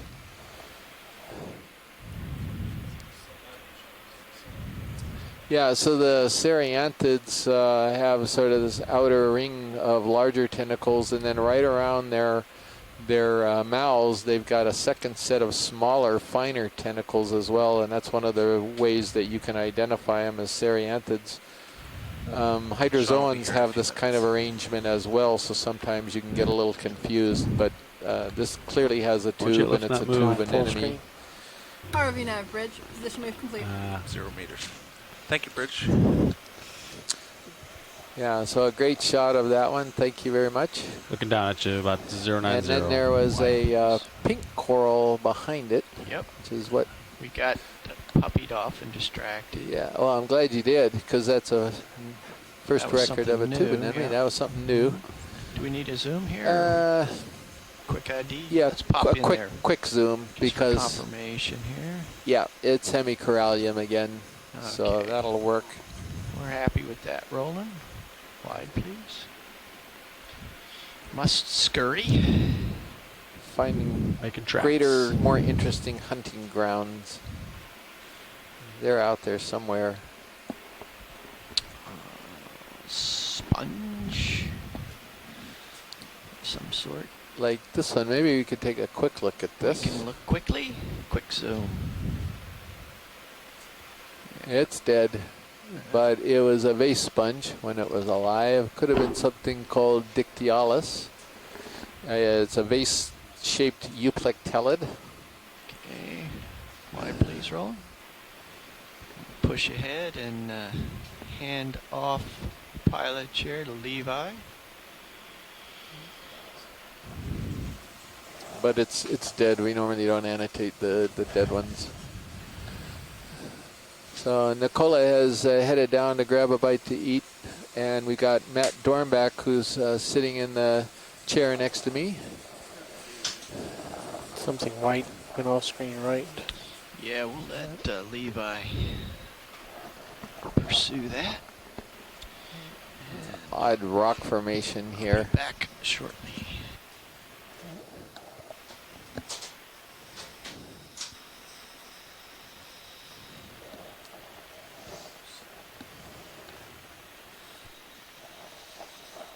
Levi, maybe we can get just a side-by-side, side-to-side swish. So Levi, as you get settled in, the ROV is naturally swinging over to the right there, and I don't know if it's possible to get an image of that white blob on the boulder. Yeah, we can get over there. Swimming thing just went off screen. I'm pretty sure this is going to be a glass sponge. This will be a different type than we've seen all day.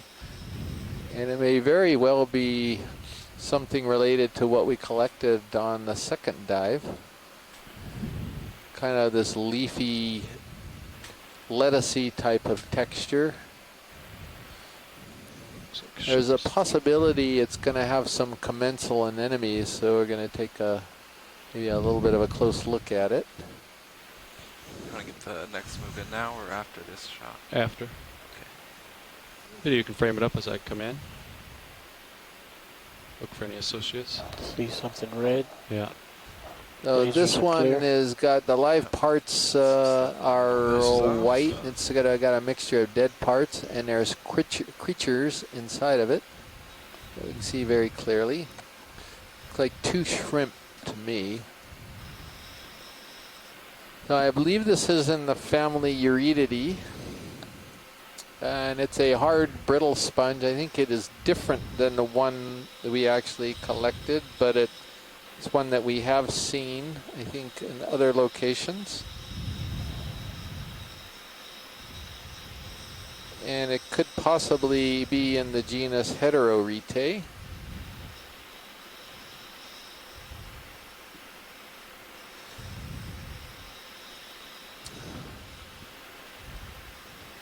And maybe some these branching forams that are growing on the sections of the sponge that have died. Something there. Yeah, I think he's on the backside rolling. See the top? I could pivot around to try to get it. No, he's on this side. Bottom of the screen. See the tentacles? Yeah, I think he's on the... I can get closer. Kind of floating, drifting away right now, as you can probably tell your focus. Is there any chance of looking at that sponge on the other side of the boulder before we leave this spot? Yeah, I won't be able to get super close to it, but I can... Yeah. Do you want me to turn starboard? Yeah. Just do a quick... I did not. Peak action. Okay. Oh, there is a sea star on the sponge, of course, because Chris left and went, although he hasn't inhibited sea star observations today. I think I can reach that. Yeah, this is... I think this sponge is in the genus... It's a glass sponge. I think it's in the genus Tritopleura. Again, a fairly common genus at these depths. All right, video frame it up. Yes, it is, and it's got a sea star on it, and hard to see if hard to tell if the sea star is eating it or not.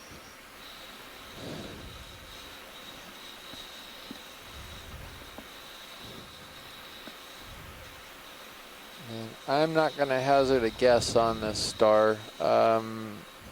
Could be, if it's a Goniasterid, it's in that family. I know that much.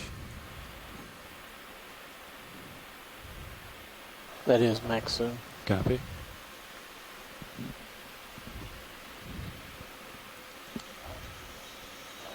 Want to laser it? Yeah, sure. Lasers are on. Can, there you go. Okay, pulling full wide. All right. You want to look at the back side of that sponge still? I can't really get over there, Ron. I'm off to starboard already, so I'm going to work my way back port to the direction of movement uphill. So. Speaking of direction of movement, do we still like 015? Okay, that was a nice little stop. Got a bunch of different animals there. On sonar. Copy. Yeah, I'm fine with it. We'll, ready for that? Let's have him line up on it, and I'll set her up. Yeah, actually, go ahead. 30 meters. I wonder if we could take a look at that little pink coral on the side of the... I think it's a hemicorallium again. 015. You're pretty close. Yeah, it is. Roll, let's snap. They've seen it, but yeah, just for... Yep, that's it. We've seen this before. Copy. Bridge, nav. Thanks, video. Go ahead, Nav. Another ship, please. 30 meters, snap video. 015, speed 0.0. I think it's an additional colony. Yeah, another one. Yeah, they're tiny. Good copy. Whole lot of these little tiny coralliids. Not a whole lot, but there's at least a few. They're down here. This community just needs to incubate for a few hundred years, and there's something in the crack there. Yeah, I think let's snap on this video. Got his okay, it's one of these anemone crabs. Partner in crab facing away from us, unfortunately. But so this is, I think, Parapagurus species. RFE Nav Bridge. Have we got somebody online, or did somebody bail from the telecom? You're welcome. We're getting closer, video. Hi guys, this is Interspace Center Watch calling. Just wanted to inform you that we are not receiving I2 feeds, and just wanted to make sure that you guys were aware. Yeah, we're aware. Thank you very much for that, and they are working on it. Seems to be a shoreside problem, if I understood Roland properly. Yeah, that is shoreside actually calling in. Oh, it is shoreside. I see. Okay. Watch, did you want a closer look at this guy or not? We're aware that Brian is trying to get in contact with the NOC. So we're standing Sure, by. maybe one more zoom, Levi or pilot. Thank you very much. Roland, you can get a second, frame it up. Get one.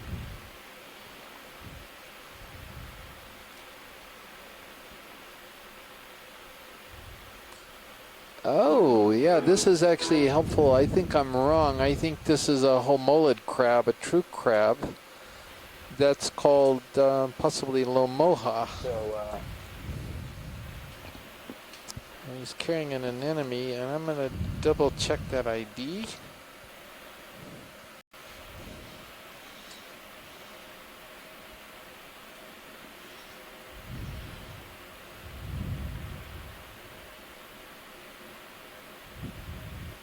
Yeah, I think it is.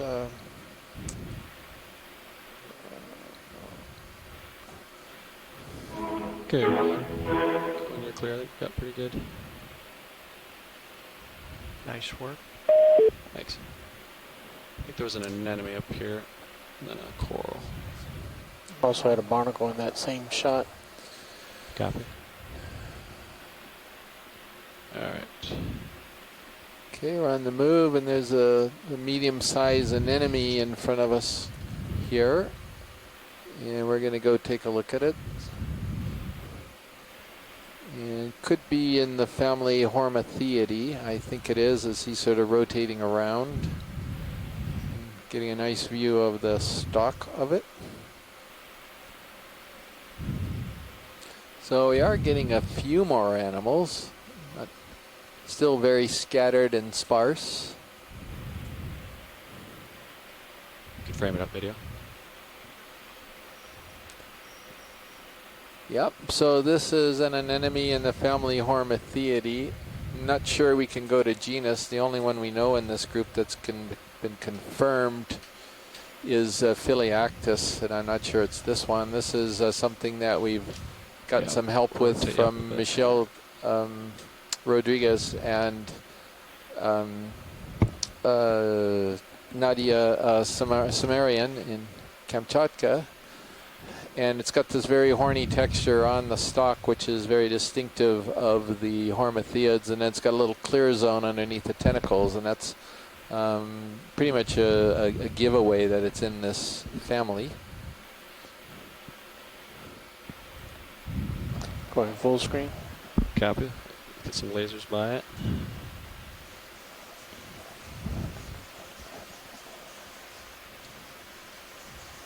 And lasers.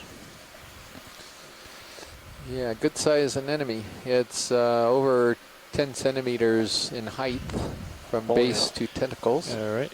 Keep moving.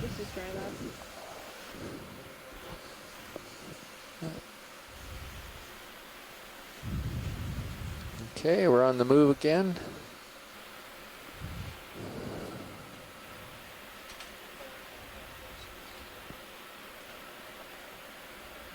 Where do you see that, Matt?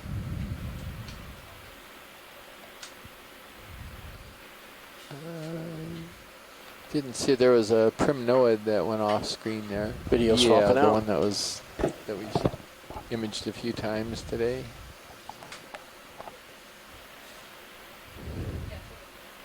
Not muted.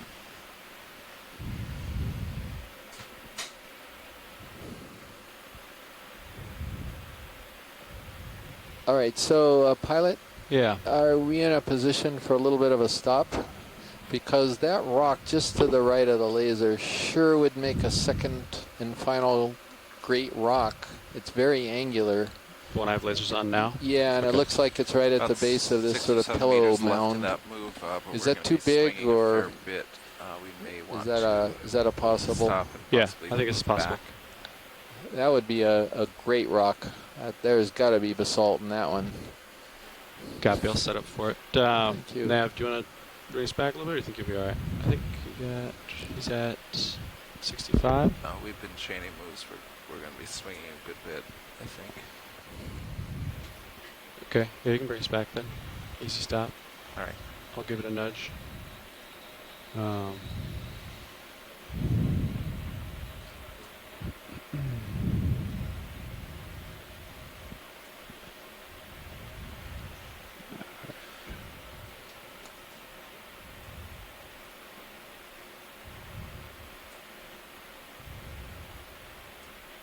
ROV nav bridge, move complete. Thank you, Bridge.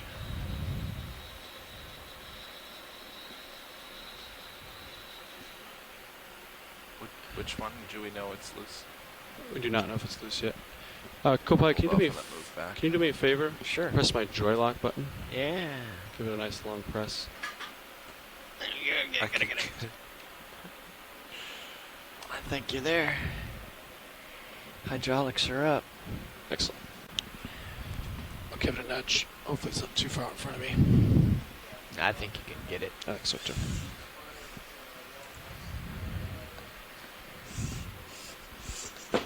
There we go. Alright, here we go. Copilot, do you think we need to move back? Oh, sorry, I was muted. Nah, thank you, Emily, for informing me. So, I don't know how long I've been he's a muted. speedy Not very fellow. long, I think. So we are going to try to go for our second geologic sample here. We've stopped, and there's a beautiful angular rock that it's at the bottom of sort of a pillow mound field. And let's see if it wiggles, hopefully. Ah, it does. It moves. That's fantastic. So we're trying to take advantage of the fact that we're having a video issue ashore. Bringing your wing in. Yeah, we'll go starboard right now. Yep. This is a really nice rock for rock people. I think it is. Ooh. You gotta get under that. Damn it, Charlie. Bigger bite. Yeah, just trying to be careful with those cutters. Yeah. There we go. I got some teammates. And he's got it in the claw. This is a nice size rock. Board. And we're going to be putting Go. this. Get Yeah, you to- I would That's say, gonna be yeah, going, M-encrusted. Starboard forward. M-encrusted rock. Yeah, that's what we've been doing with all of these. So not. Alright, but you can take a quick zoom on it. I'll give it a little bit of a rotate, and then I'll stow it. Yeah, so we're now checking the rock out, looking for small commensals that might be collected that are attached to the rock. So far, I'm not seeing anything. I don't see any associates. Yeah, no associate. Well, how about that little thing there right on the right? If we could, maybe something, that orange thing. Here, come in. Sure thing. This guy? Yeah, that guy. Not much. Never mind. Alright, but you can come out against the box. Yep, Yep, you need to thank stow you. and go. So it doesn't look like it has any commensals on it. This is going, being placed right now into the starboard rock box.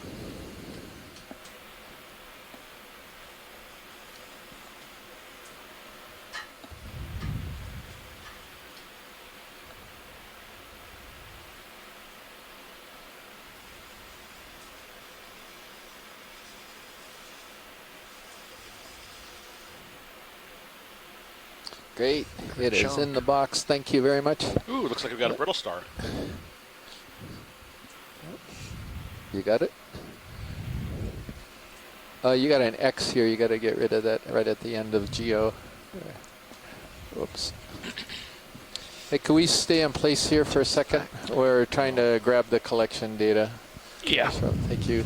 Got a waypoint now? I have it marked, yeah. Yeah, we're just gonna. Yeah, we're okay here. We Yeah. haven't moved a bit. I've swung my head a little bit east. Oh, that should be the format. Let's try. Is it EX or?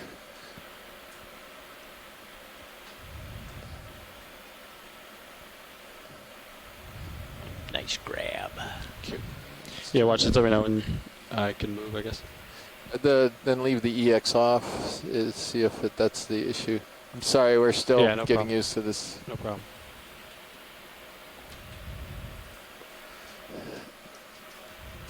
Yeah. Sorry, it's we're having trouble punching in the sample ID here. Oh, okay, so it didn't. All right, we're good. Thank you. Thank you. Yeah. We can move on. Appreciate it. It's ready to go. What? I was ready to do it for him. How'd you know the URL for that? Is it in the favorites? So this is Chris Ma, back from lunch. I offer to my colleague Chris Kelly a suggestion for the lemon cookies at lunch because they were outstanding. All right, then I'm going for it right now. Leave some for us. Oh, secured. Let's. Yeah, we're going this situation. Slime Star, please. Just hiding behind the rock, wasn't he? Yes. So, today, as I predicted, lots and lots of starfish action. And so, unlike yesterday where I walked away and starfish all showed up, today I come back and they're out to greet me. So, this is a sea star called Hymenaster. The name is based on aster for star and hymen for membrane. And that's because the surface of this animal is a soft, sort of very thin,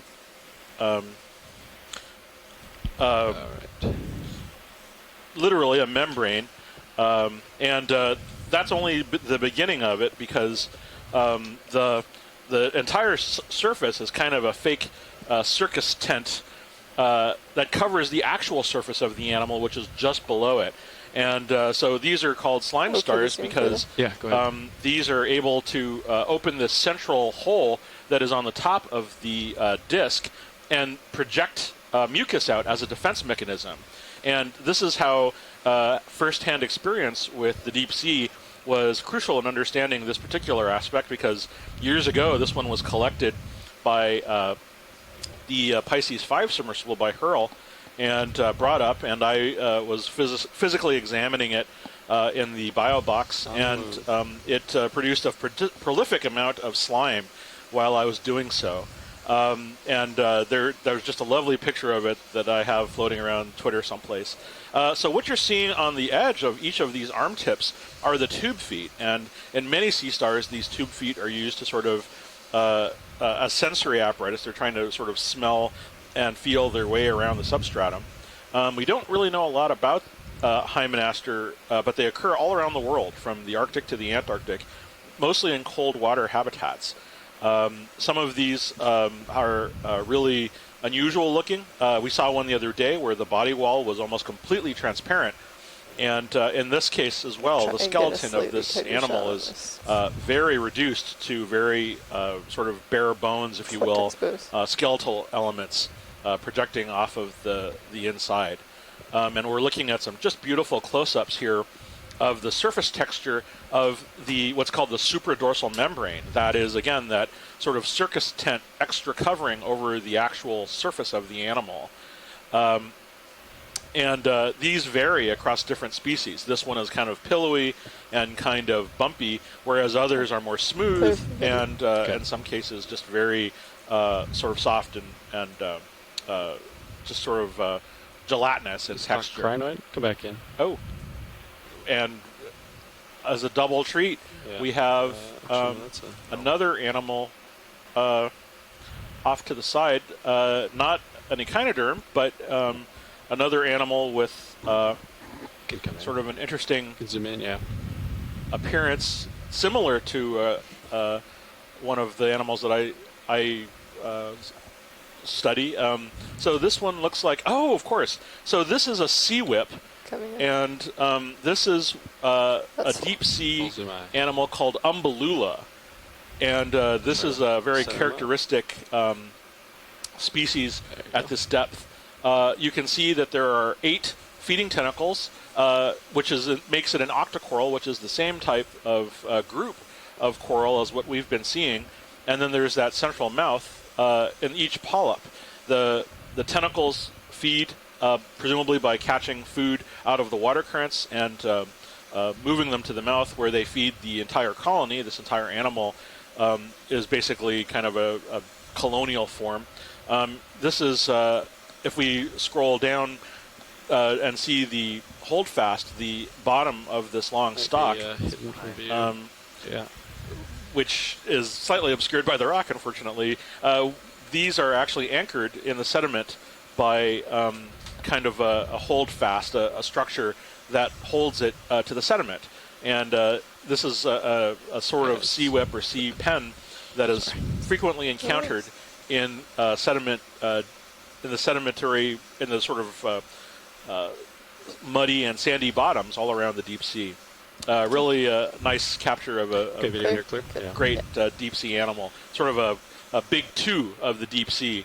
Hymenaster, slime star, and Umbelula, sort of deep sea pen. So thank you. Sounds like we have Scott France back on the line, who clarifies my holdfast structure is more like an inflated bulb which anchors the animal in the substrate, in the sand or mud. Hi, Chris. I've never actually left the line. I'm just listening. I can't see anything, but that was a good description of an Umbelula. And it may also be worth noting that species in that genus are among the deepest known octocorals, getting down to 6,000 meters. Wow. Kilometers. 6,000 meters. So we're seeing all sorts of neat, characteristic deep sea species. Those are among some of the oldest known deep sea invertebrates. I believe some of them were. I know the Hymenaster was collected by the Challenger expedition in 1887 or so. Is that right, Scott? Was Umbelula also from that time period? I do believe Umbelula were collected on the Challenger. Let me see if I can see when the genus was named. Thank you. What's that sort of white thing on the rock there? Frame it up, video.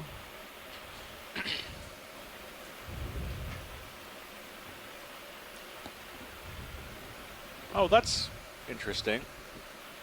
Looks like a sponge in a wedge type shape with a little crab. Oh, a little baby hermit crab with a sea anemone growing off of the torso. We've seen these larger examples around today, but it's perched on the sponge, which I will leave to Chris to look at later. So we can move on. Thank you. Okay, come back out video. Thanks. So I wasn't sure, but has the front row been had a chance to introduce themselves since lunch?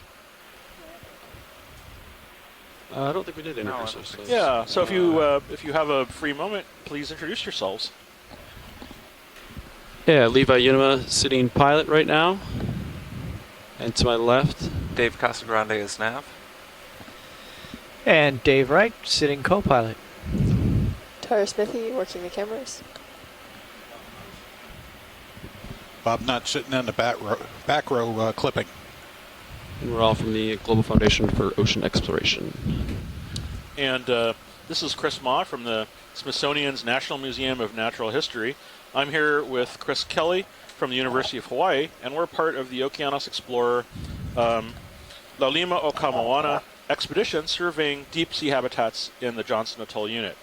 Sitting to my left is Nicola Rodriguez from UH Hilo. And Nicola is assisting us with logging species that we observe as we proceed along the bottom. This is a team effort. Nothing gets done in science without a bunch of people working in tandem, and so I appreciate everybody who is with us working today. Is that a shrimp on the rock on the right there? Yeah. Could acquire that. Thank you. Is that a starboard swing arm? Oh, yeah. Okay.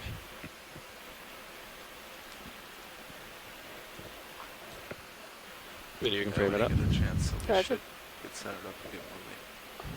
There's one in the foreground as well. Ah, okay. So it's something like... Okay, hold on. Stand by one video. Yeah. That's okay. I think that's just nematocarcinus or something. You can come back in video for a quick snap. Just for, okay. Then we'll... Ah, yeah. Okay. Thank you. Okay, video. You're good. There's something to your lower right there. Also, when you came in there on the rock. Yeah, what is that? We can proceed to look at this bamboo coral briefly. What do you see, Dave? Oh, it's just a white thing. Okay. I think they want to see the coral vertigo whip here.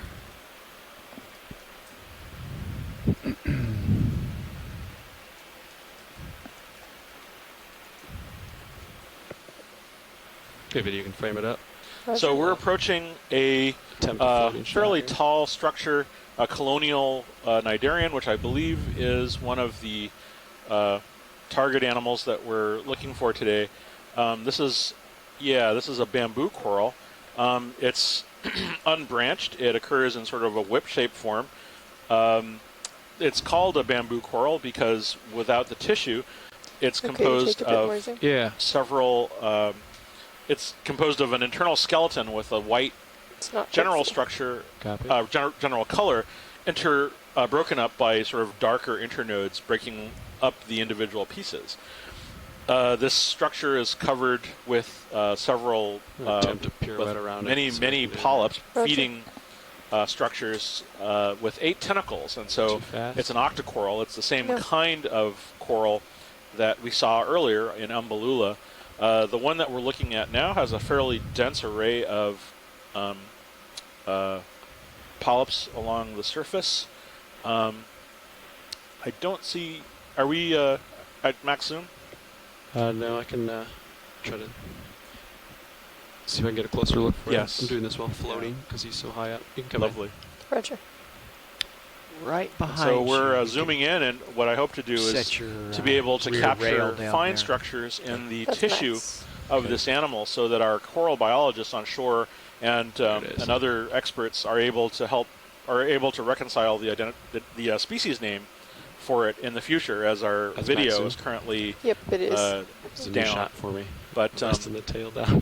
we're definitely recording this, and scientists will be able to refer to the video in due time. Does the base have tissue on it all the way down? Can you guys see that? Copac, can you take my rotator? Sure can. RV nav, Bridge. Go ahead, Bridge. We're just changing watch right now. I would like to confirm bailout is 150. Yes, bailout 150. Thank you very much. You mean the tentacles in each polyp? Can you see pointed needles sticking between the bases of the tentacles? Okay, I'm getting a shot of the base right now. Looks like the base is devoid of tissue up until the first pair of internodes. And then if we could scroll up and look at the tentacles again. We can look at it later. Okay. I'm just offering it. If you do see needles, then you can say that this one is different from the whip that we imaged earlier in the dive. Okay. I think we have some close enough imagery that they'll be able to work with it later. Thank you. We can move on. Thanks, Scott. I appreciate that. Nicely done, Levi. Thanks.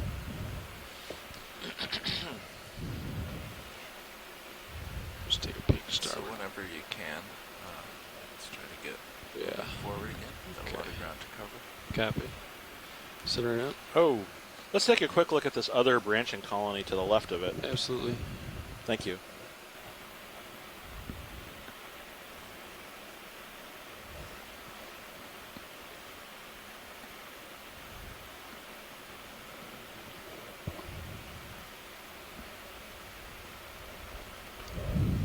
Okay, video, you can frame these guys up.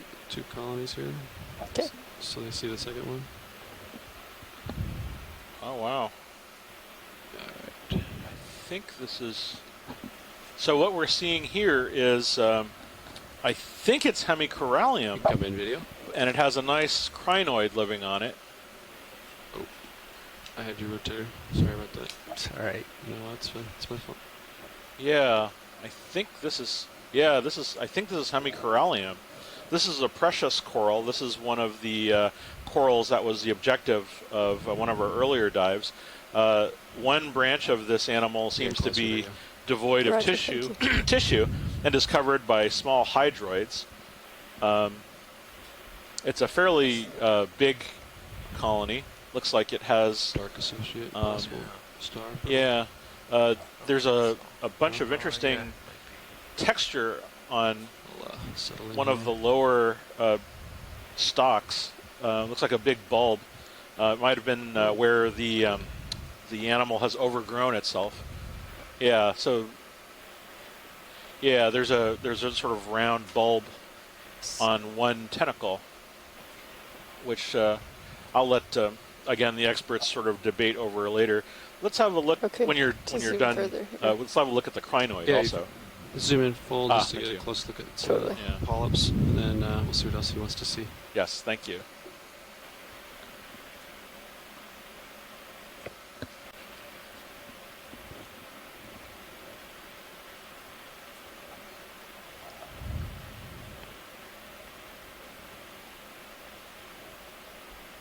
Okay, watch lead. What other part of this would you like to see? The feather star up in the upper left-hand corner, the big brown one.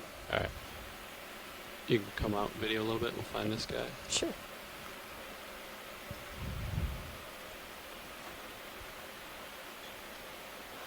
There we go. All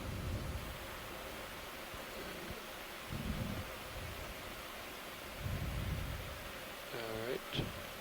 So feather stars, also called crinoids, are echinoderms. They're the same types of animals as sea stars and sea urchins. They're filter feeders, and so they have a very different body shape. They have many arms, which they hold up into the water in order to filter for food. Crinoids come in two forms in the deep sea, a stocked variety and sort of small feathery versions that lack a stalk called feather stars. This one is interesting because it has a number of... oh, I see. So there's usually an array of little legs that come off of the body of crinoid, and they use these to attach to the substrate that they're living on, onto the surface on which they're living. And in this case, those little legs are bright yellow, and they seem to be not only on the coral itself, but also sort of coming up through the top around the disc. Sounds good. So, interesting. We'll leave it to one of our special echinoderm experts, Chuck Messing, to sort of help identify the visuals from this a little bit later on. But in the meantime, we can get some really beautiful footage of the feeding arms and all of the structures that come off of those feeding arms, the tube feet, as well as the mouth and the oral region of this feather star. Okay, video. Roger. And whenever you're ready. All right. Thank you. Very, very nicely done. Thank you. Nice.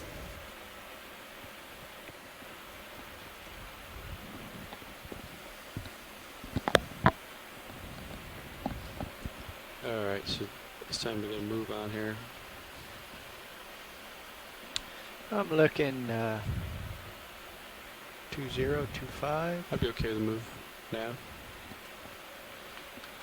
At 2.5? Yeah. Great.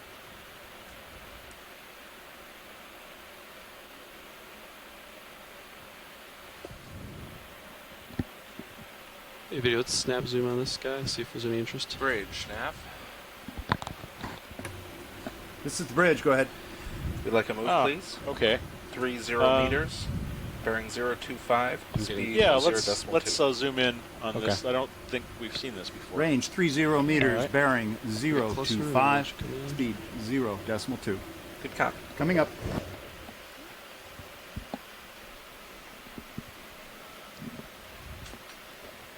Okay, but you can snap, or zoom in, I should say. Oops, closed up. Oh well. I think we scared him. So this is sort of an aggregate of a bunch of different really animals. Interestingly, I thought this was, at first I thought this was a coral, but in fact I think this might be a sponge. Yeah, this is a sponge. Poor Chris Keli. It's not quite full. He gets the bad luck today. So what we're seeing is, I'm not sure what kind of sponge. I think it's a demo sponge, which is a non-glass type of sponge. You can see all of these sort of needles emerging from the body, which are the types of things that scientists use to help identify them.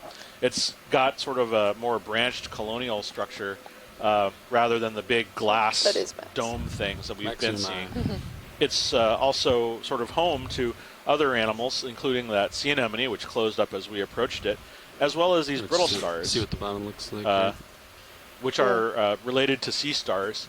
They're frequently found living on sponges, sometimes for protection, but also so they can climb up into the water column and take advantage of food as it's carried on water currents. Looks like this is the same genus we've been seeing on several other I think I see a fish tall animals, Ophioplinthaka. Drift out of view before I can get it. Yeah, so we're gonna let that go. I think this is one of those things that I hope Chris will forgive me for not collecting if I don't recognize it. Thank you, pilots. Good catch. Yeah. You got the ship moving, looks like. 025 is lined up on it.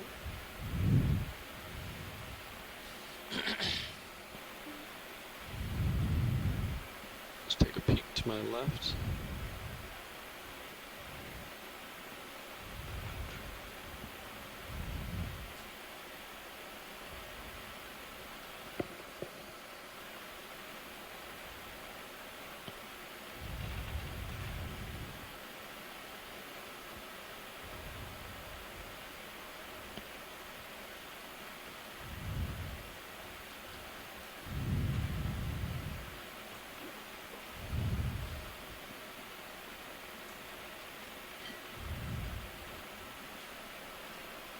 So in the middle of the screen, there's an orange. Yeah, I was just looking at that. Yeah. It caught my eye. Great minds think alike. Thank you. Too. Got a little bit of tether, not much. Get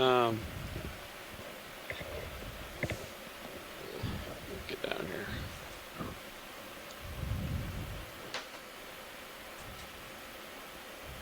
Okay, video snap. As I settle in.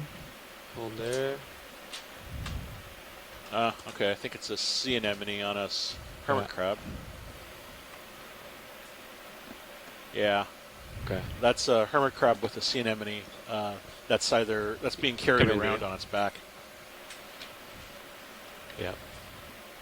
It's facing away from us. Yeah. Makes it difficult. Actually, this Right. Oh, excuse me. This isn't a hermit crab. I think this is a homolid crab. This is one of those carry crabs that we're seeing earlier. I think it carries around a big kind of cnidarian on its rear end with these two legs on the back. Hopefully we'll see another one up front, sort of verify the identification. Yeah, video and you're clear, I think. Okay. Roger. Thank you. Keep searching.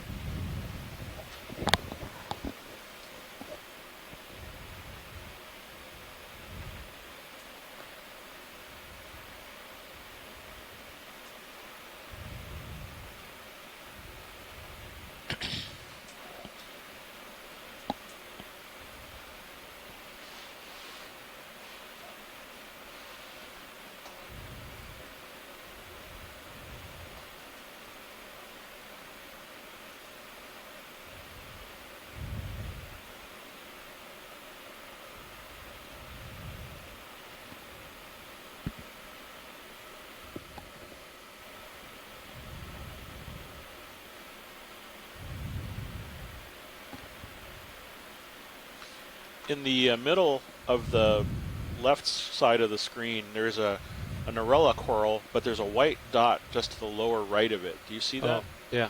I'm not sure if that's a sand patch or if that's a thing. Working my way that way now. Thank you.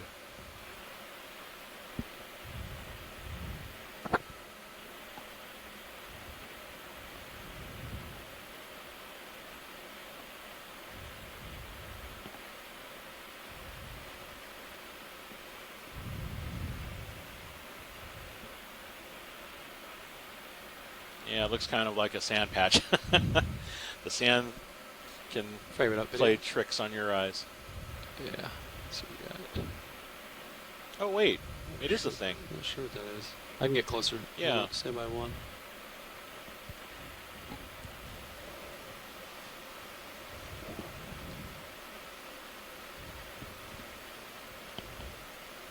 Okay. Everybody, you can come in. Roger. So I center him up. Should be coming to center. Got any more zoom? You did think. Huh. Looks like the remnants of one of the animals that we frequently see in this environment, a sponge.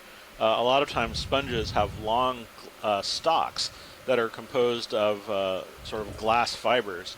When they die, these animals sort of get knocked down, and they often leave the cemented base that they use to attach to the bottom behind them. Yeah, I think we can move on. Yeah. Thank you. All right. ROV nav bridge, move complete. Thank you, Bridge. Turning towards the direction of movement here.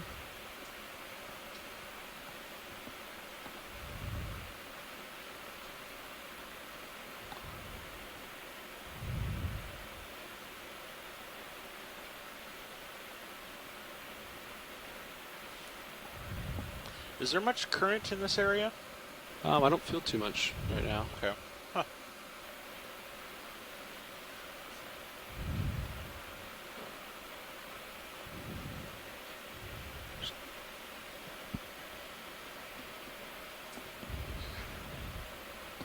Video switching out. Thank you, video. There's a big branching structure over to the right. Copy. Thank you. Okay. Or is that a reflection off of, what is that? No, top of the screen, center. Oh, okay. Up here? Yeah. Yeah. See it? Yep. Sort of a big Christmas tree-like thing. If a Christmas tree is yellow. Tether. Got the leash for it. Going in. We'll be looking at it kind of on its end. I think I know what we're seeing. Co-pilot, we could put another move if you'd like. Yeah, I think so. Yeah. 025 still? Yeah. What? Or pivot around if that's alright. Yeah. Bridge, nav. I think... This is the bridge. Go ahead. Crab, not a starfish. I'd like to repeat that move. 30 meters, bearing 025. Yeah, let's... 30 meters, bearing 025, speed 0.2. Okay. Good copy. Coming up. Kind of looking down on it. Right. So we're seeing a fairly large colony of some kind of coral that I don't recognize. It's yellow in color, or gold. There are lots of small white polyps that are growing on the branches. I'm not sure if those are hydroids that are overgrowing otherwise sort of normal coral, or if it's the polyps of the animal. 3, 4. See how many. So, Chris, you said the colony is yellow, meaning... So the body of the... Oh, Chris Kelly is here. Initiated. Thank God. Okay. All right, thank you. It's like it might be a Paramarithia. What was that? Oh, it's yellow, though. It might be a Paramarithia type. Couple, If it's check yellow, my it appears to port have white lower and tentacles swing it with inboard. Port lower. I think it might give us a little additional Yeah, so Scott, it's not. I think it's a hydrozoan. It looks to me like it's a hexacoral. I think it could be Solandaria or something like that. At least the close-up. I just got in here and they're zoomed in. I haven't seen what the colony looks like yet. But is that an octocoral or hexacoral? We're working on I think they're growing on the larger, because it's an enormous colony. Yeah, it's Solandaria can get really. I think that's what it is, Scott. Solandaria. Oh, so this entire thing is... Yeah, the whole thing is a big hydrozoan. Kind of Yep. upper middle. Wow. upper middle. Okay. That's hard to believe. Yeah, I know that. I didn't know this either, but I actually collected this from the submersible in 2007, I believe, because it was so strange, and that's what it came in as. Yeah, wow. Just a little bit. And there's a crab on the other side. There you go. Perfect. Can you... Actually, I went too far. Just a hair back. Oh, no, that was the good spot. There you are. Okay, if you can come back in. Curious what this section is here. Are that possible? What is that? Yeah, that was what I was So talking about. Okay, they're done. And there's some brittle stars. Looks like some more Okeacanthids. Huh, wow. I'm showing Chris that picture in the Okeanos gallery right now. I I wouldn't have believed it if I hadn't seen it. That's pretty amazing. Yeah. So for those of you on shore, just a little update. I spoke with Keli Elliott just now, and there are a lot of people working on this video problem. They're not even sure where it's. Here's just a moment.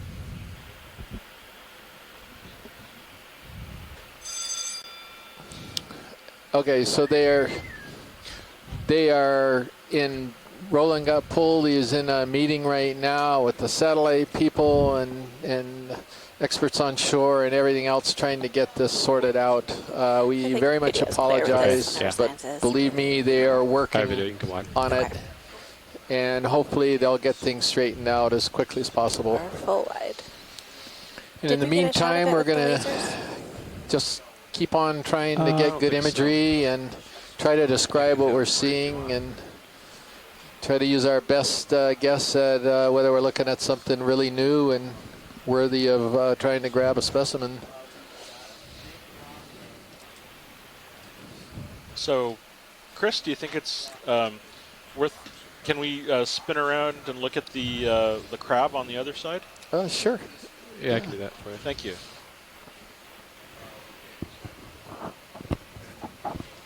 I think it's a squab lobster, but yes, I'm not sure. 025. Okay, we got about just a second over here. Watch, and then I'll gotta get moving. But so we'll snap on this video. Yes. Okay. Right. He wants to identify crab or squat lobster, I think. Oh. So. That's partial zoom. Homolid, you think? Okay. Not this one. See those really long, kind of skeletal arms. Squat lobster. I think it's a chirostylid of some kind. Okay. Yeah. Okay, watch this. It's time for me to move. Great. Thank you for that. Yep. Appreciate it. Thank Video you. come wide.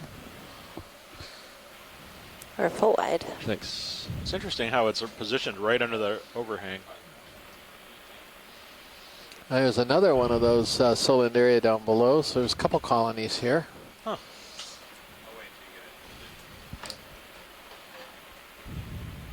Get a pilot change up here. We'll be back with you shortly.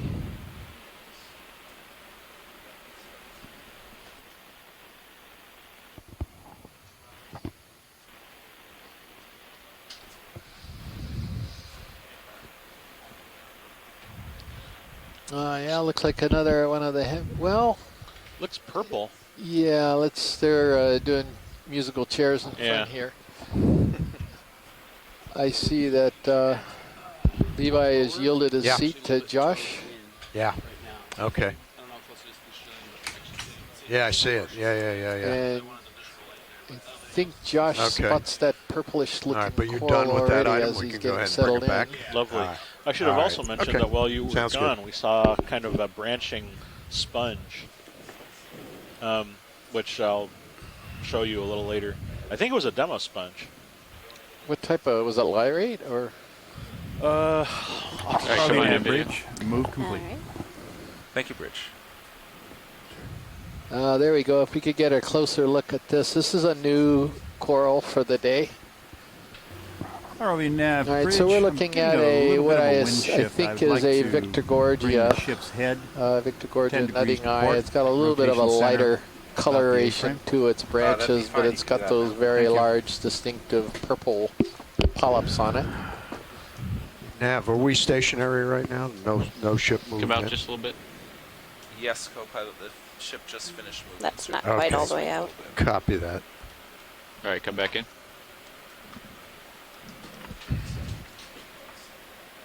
Do we have any more zoom, or is that it? Yep, I can keep going. Yeah. That's full zoom. I am looking straight down on you, pilot, but I don't So think taking a close look, there's a brittle star right in the center of it, in one of the main branches. Assume this is those, would you call them snake stars? Yeah, Euryalids. So the Euryalids are named for the ancient Gorgons. So like Gorgonocephalus, which is the name of a North Pacific basket star. Well, I Gorgon take that back, head. pilot. Looks like we are moving. And Euryale Ship stop, is also but we the haven't. name of one of the video? sisters of Medusa. So they're always named after gorgons. Or full wide.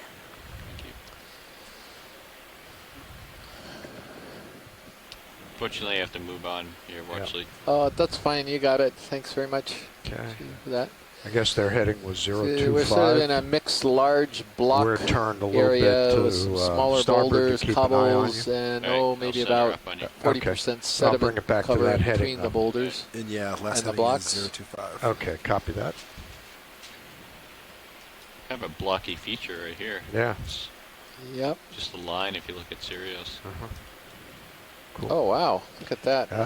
Wow. The overhead, yeah, it looks, we're looking at an overhead view that looks like a channel, perfectly cut channel between two big blocks. So they just separated at some point in the past very evenly.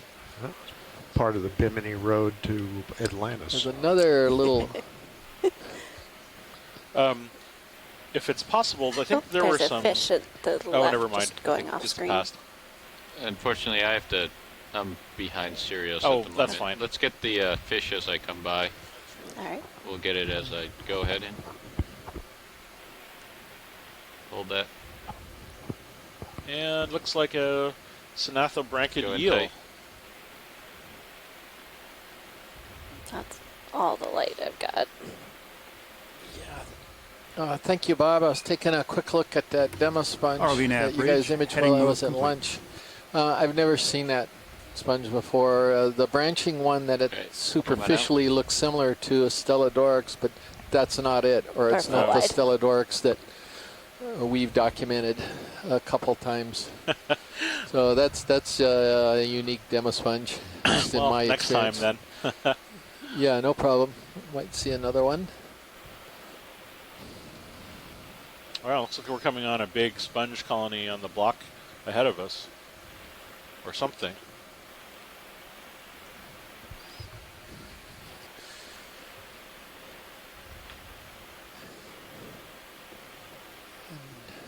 There might be, no, that's just a lighting effect. Yeah, you gotta do a quick zoom on this big colony that's on a vertical face of a block. Okay. And it is a... That's partial. All right, come in tight.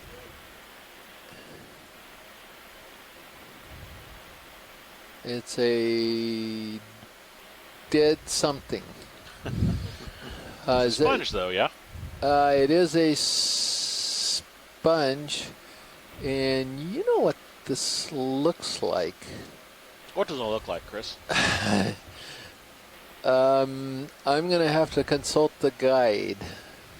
But I think this is the same sponge that you saw live a little while ago, but this one's dead. And dead sponges, unfortunately, do not make good collections because they lose all their microspicules. But it's got, what has it got on it, Chris? Well, I look them up. Looks what like are those? there's a... so dead sponges often make up really great habitats for finding a multitude of other animals. It looks like we've got some brittle stars on there. It looks like we have... brittle stars are, of course, small cryptic cousins of sea stars. Looks like there's a bunch of hydroids, which are little tiny cnidarians, similar to the hydra you find in your freshwater ponds. There's, I thought I saw some snails crawling around on there, as well as these mysterious little frond-like animals that we've been seeing all throughout the dive, which might be forams, small-shelled amoeba that create structures for themselves. As well as this interesting more zoom if we want it. Go ahead. Other species of brittle star, which I don't recognize, but interesting. All right, so I'm going to throw out a comment about the sponge. The closest thing I can get to it is actually not a demo sponge. It is not a glass sponge.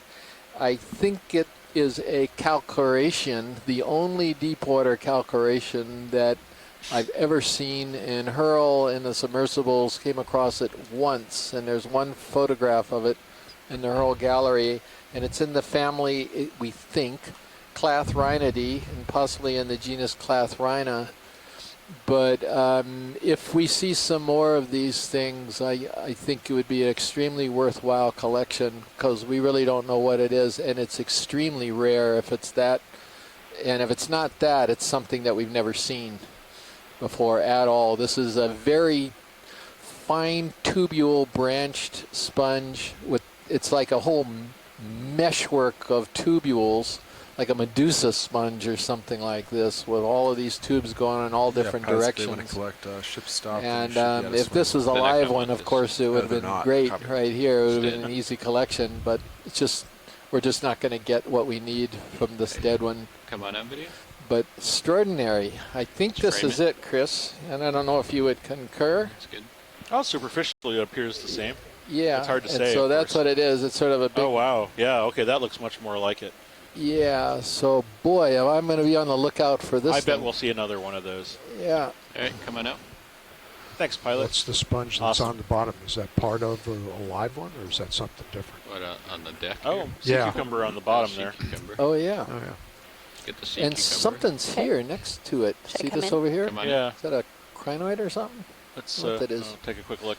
Yeah, okay, cucumber. Yeah. So sea cucumber. It looks like it's got its, I think that's its mouth directed down, feeding. You can see right through the body wall, and those are its intestines that you can perceive through the body wall. And I think that so that is either the front half or the back half. I'm not entirely sure which is which, but at some point it'll poop. So it'll absorb organics and send out the clean sediment the way that an earthworm might. And this is an important function ecologically.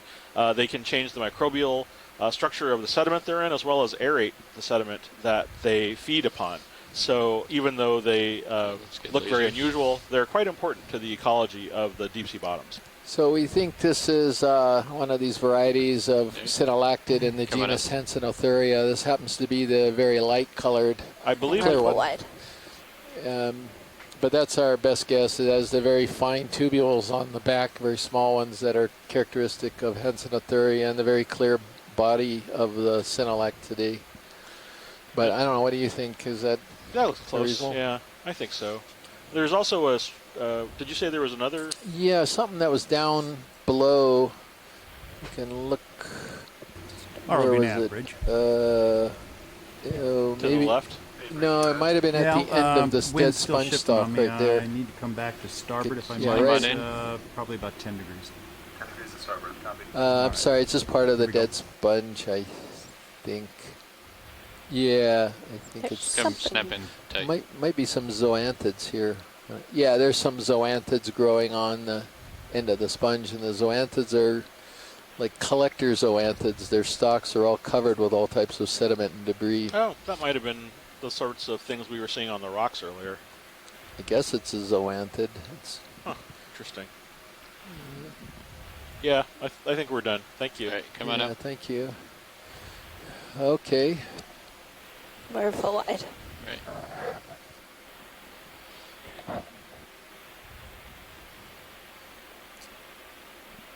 Don, I'm going to need your help just keeping an eye on my lower swing arms, because there's all these blocks here, and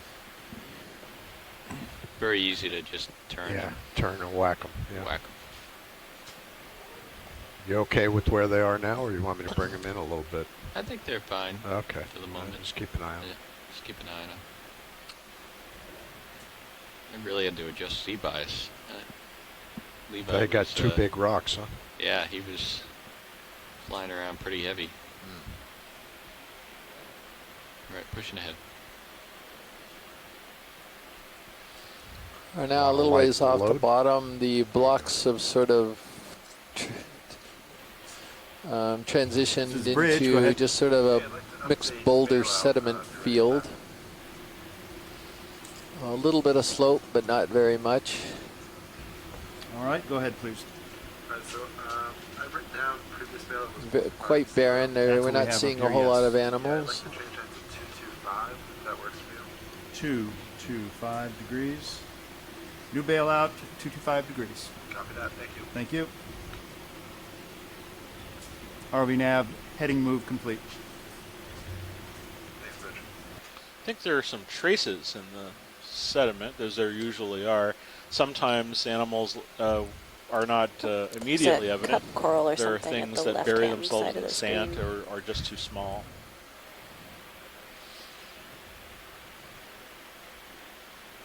Yeah, you can do snap in on Oh, that. Oh, another Ceryanthid, yeah. That same one, all we know is it's a Cerantheria. So that's it. That's its full ID. We made the mistake of trying to collect one of these a couple years ago, maybe last year, and no way. These guys know what to do. Yeah, sort of just they withdraw very quickly into their tubes. And that tube goes way down, and they're gone. There's no hope. Surprisingly fast for diploblastic animals. All right, let's come out. And we're full wide. What's that? Yeah, there's an orange bit right over to the left there. Come on in. Ooh, ooh. It's a sea star. Look at that. It's a partial. Yeah, it is. It's a sea star. I'm going to get closer to it. Is there a thing coming off of it? What is that? A thing coming I thought I off? saw a projection coming off of the top. He's a really pretty guy. Come out a little bit. Kind of an orange-yellow, mixed sort of orange and yellow coloration. Very small, about maybe 2 centimeters across. He's on the sediment. Maybe 3 centimeters across, I guess. All right, come on in. Hold that.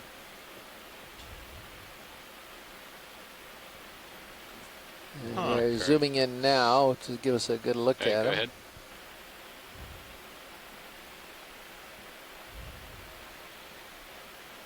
That's full zoom. Oh, okay.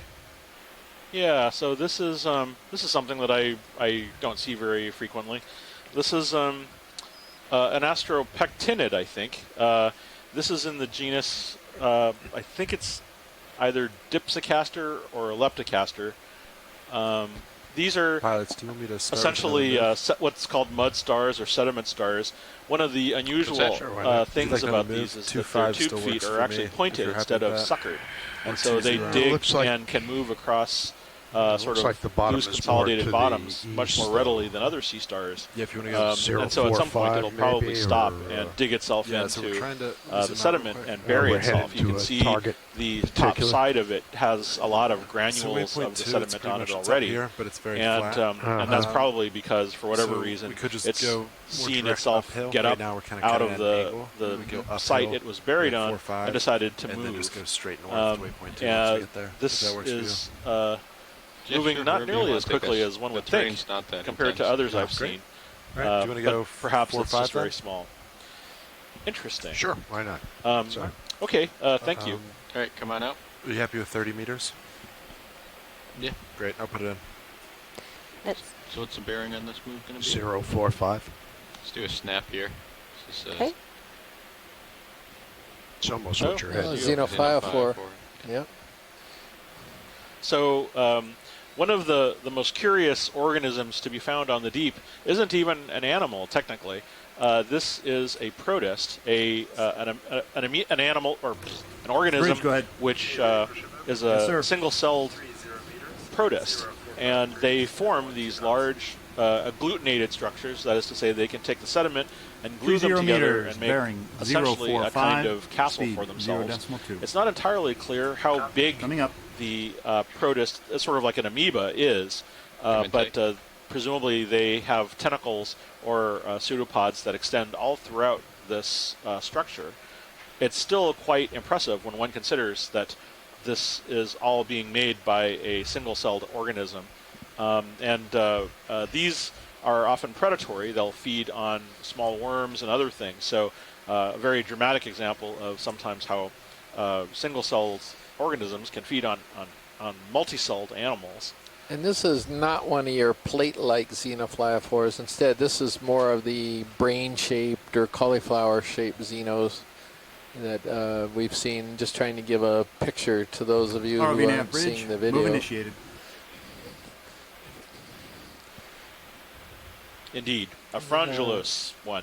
So we're good for science whenever video's ready. Come on out, video. All right.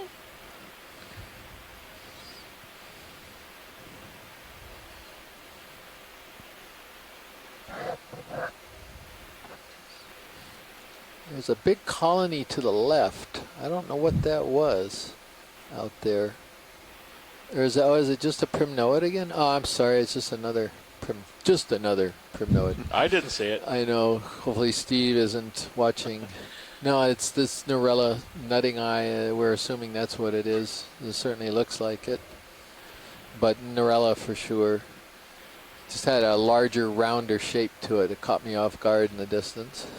You thought it was a sponge. You know, I am looking for those right now.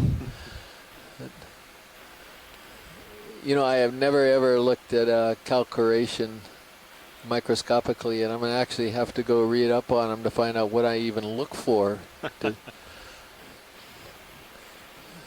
One record of one animal ever from 30 years of diving in the submersibles, and it's a photograph. It's not a. It's not a collection. Well, then here's hoping we see another one that yeah, we can collect. And it's somebody's guess. It wasn't my guess. Oh, here's a fish. Where's the purple to the left? Oh yeah, look at this. This is different. Come on in. What is this? That's a partial. Whoa! It is a juvenile cusk eel. I guess. Completely clear. You can see the pelvic filaments on him. You can see right through it. I guess it's a cusk eel. Good grief. He's behaving like one. Yeah, he is, and he's got the basic morphology of one, but never seen anything like that before. If you have any more, you can come in. Gonna lose the lasers. Yeah, go for it. That's full zoom. Well, I bet Bruce will be able to tell us what it is. Yeah, he should be in his group, the whole fish group, but I'm not 100% certain that's what it is. I think it's a good guess.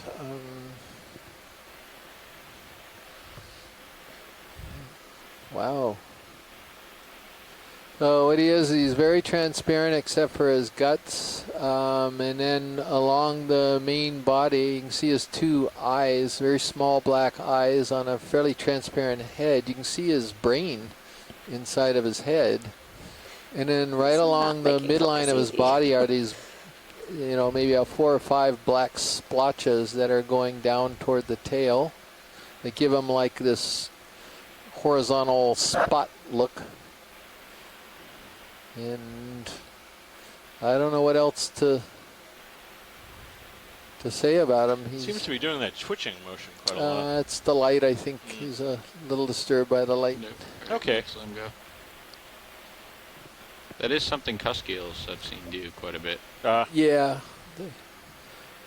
Yeah, and he's really small, so yeah, it's probably a juvenile. All right, let's come in again. Let's get a nice, solid close-up of the head.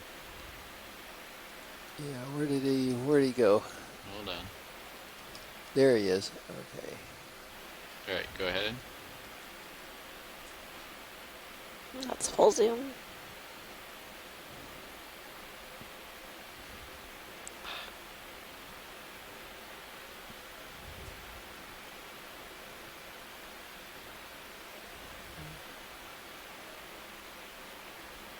Well, we'll be able to get some stills from that. Yeah, good spot. Looking back at you. Hey, come on out. Pilot. Did we see something big and red as we were tracking along there?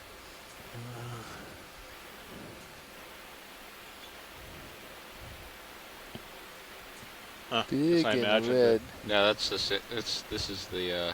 Can we get lasers again? Yeah. We backtracked.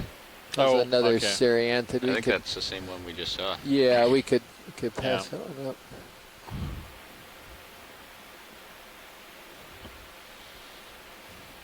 So we have a ship moving, right, Sean? Yeah. Okay. Yeah, I think it's just about to end.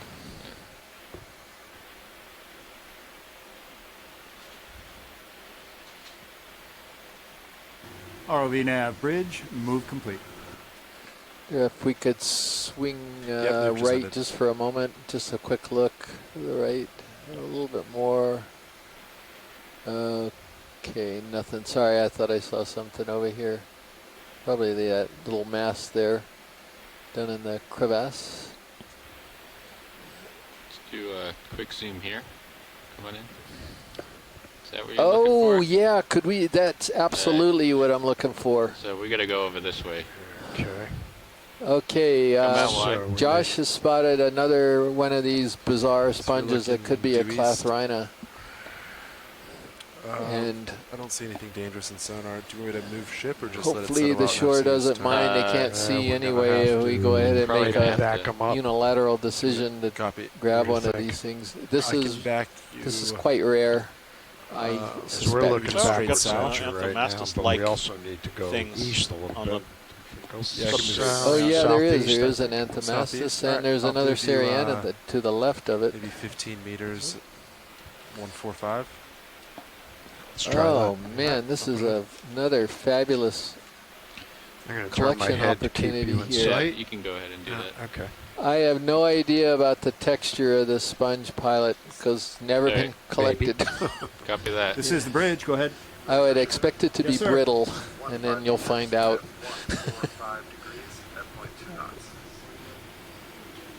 So the actual size of this thing, it's probably at least half a meter across. It could easily be mistaken for a coral because it's a huge number of branches that are almost in a fan shape. But it's, yeah, never seen it before.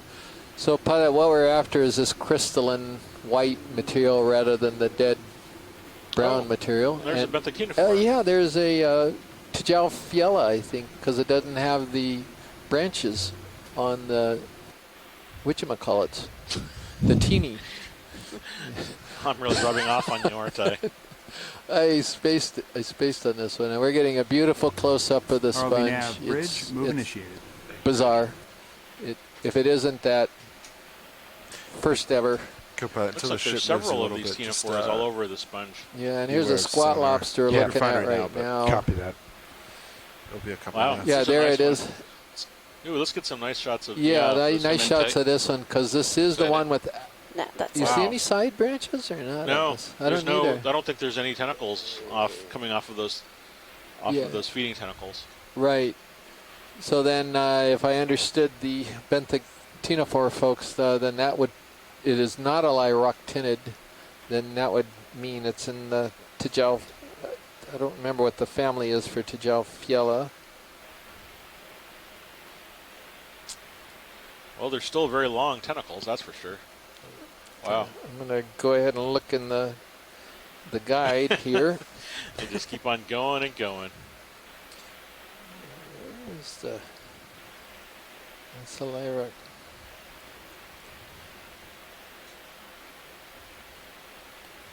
Okay, so it's in the Jaufielidae, if that's how you pronounce it, right? There's something moving right behind it. Sure, why not? Go ahead and pronounce that one 3 times fast. Oh, it's another one of those crabs. Oh, yeah. That's a big guy. Yeah, that looks like a homalid. Yeah, it is. It's Lamoha, I think. Yeah, come on in. They're going to have just the 2 back legs, and they're holding up that anemone with the 2 back legs, and I think somebody actually went to Lamoha longirostris based on some photographs a couple of years ago. And woke up, time to go back to bed. The crab has just retreated back under the rock from which it came. Let's come out. Let's look on the left of this. Okay, come on in. That's not quite full. Lamoha longirostris. Okay. Yeah.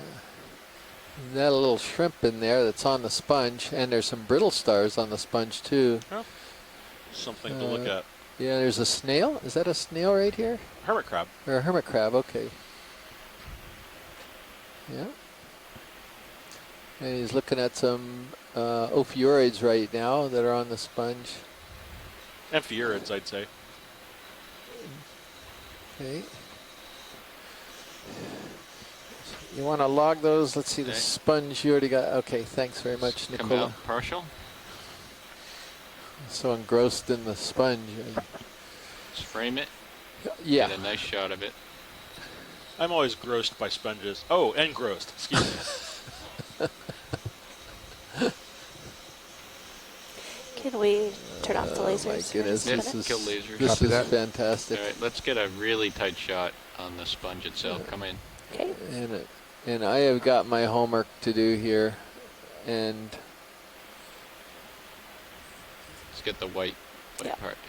Yeah. Yeah. So he's doing a very tight view of the branches, and it's very clear and translucent tubes, and then dotting the tubes are these sort of white projections of spicules that are bumps on it, and then from each of these white projecting areas there's a set of really long spines or other spicules that are coming out like a little flower out of the ends of it. And so the tube is just speckled with these little white dots that have all these spines on it. I guess that's the only way to describe it.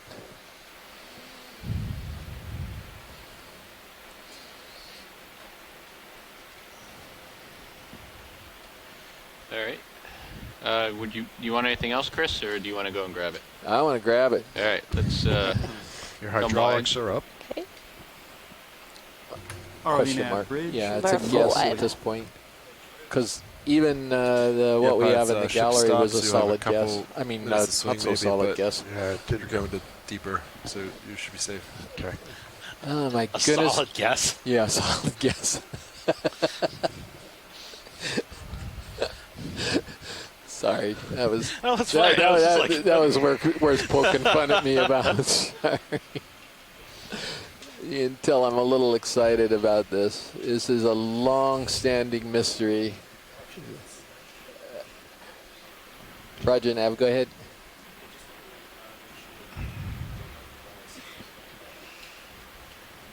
That's correct.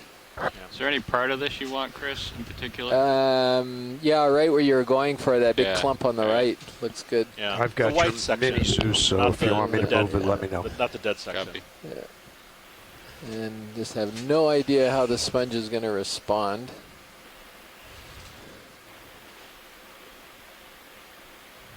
That's sort of bendy. It bent a little bit, the branches. Yeah. And I think it's going to be a little brittle too. Yeah, it's going to be brittle. I just saw a piece fall down.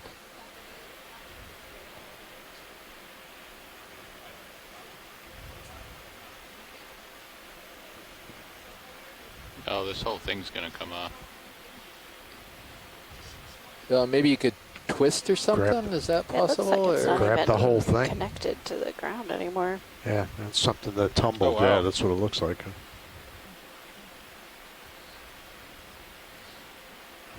Oh, okay. Oh, Perfect. Nice. Splendid. Perfect, Josh. That was fantastic. All right, let's try to go port. Port side. Can we take a look at the real quick? Come in tight. Yeah, because there's something on it. A little squat lobster. That's not Yeah, a quite little full. squat lobster. Just want to give a quick update. This is rolling on the OKX line. Got a whole slew of people on a conference call. We're still troubleshooting the lack of video, so they're still in the works, but no progress yet. Go ahead. Chris. Thank you. Excuse, yeah, we're good, Josh. Thank you. Come out wide. All right, I'm going to go And ahead we've got some of the extend drawer. benthic ctenophores See on if there, we're at least like 4 or clear. 5 of them. Looks So like it. this is fantastic.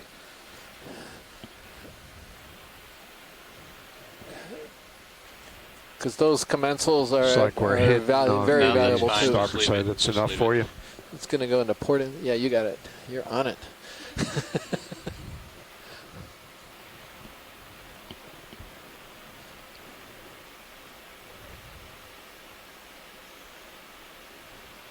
Oh, amazing. Excellent. Yeah, it's in. Really Oh, nice. Okay, fantastic. drawer retract. close it. Closing.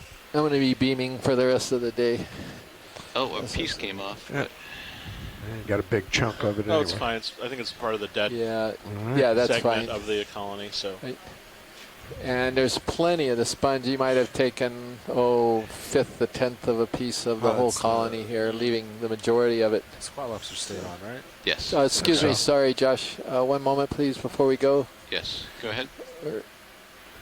We're just trying to make sure we capture the collection data. Copy that. Good. I'll stand by. Yeah, that's it. Let's bring back Sirius's view over here. What is wrong with it? Was it a space in there? Where'd we go?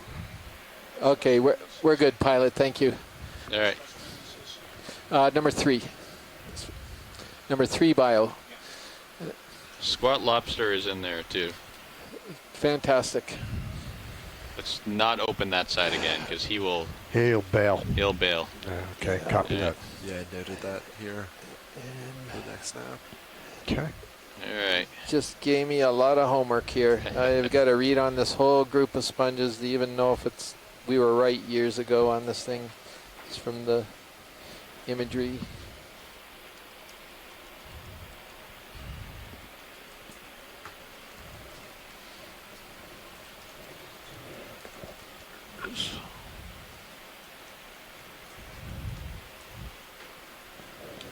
So I want to be turned to. We were doing 145 before. We were doing 045. So why don't you pull up a little bit? Yep. There's a fish in center screen. Center screen. Down to the bottom right. So guess what? Now center, bottom. I'm supposed to test whether it's a calcarea with acid. Because it has calcarea spicules, so probably vinegar would work. Oh, look at this, we got a fish. I would say it's a grenadier. And I would say you're right. Come in tight. This is going to be a Kumba species, and I'll go ahead and grab that one. Put it in the log. It's in the rat tail or Macrouridae family. And we've never collected one of these, but we're pretty sure it's in the genus Kumba. That's all the zoom I got. This is the small kind of dark one. Seems to be fairly common. Okay, let's let him go. Right, done. Or full wide. Oh, another fish. Alright, let's see, where are we? Is that him? That's a different one, isn't it? That's a different one. Right, Yeah, come on I wonder if we could... Now we have a different species of rat tail. Oh, it's a partial? And I think I can go to genus if Go you ahead, tight. cooperate a little bit.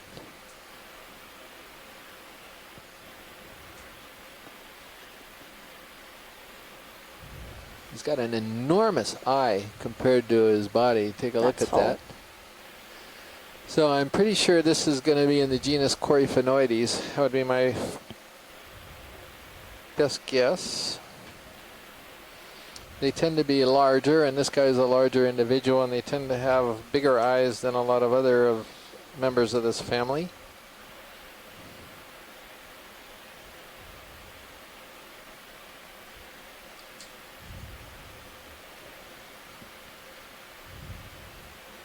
Man, that is a big eye. Yeah,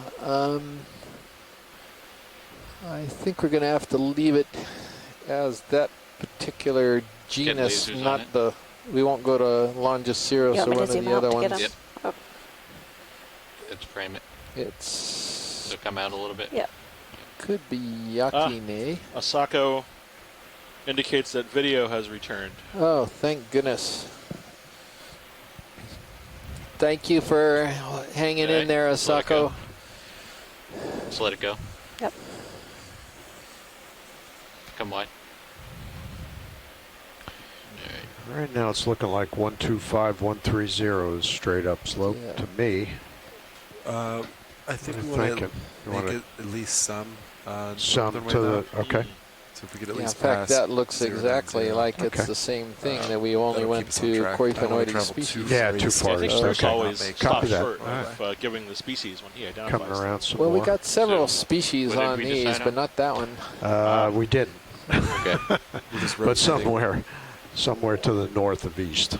Yeah, All right, Asako. Now we have got to find some plexaurids or some other corals for you, since you're You're back on. Scott France, it looks like he left the room.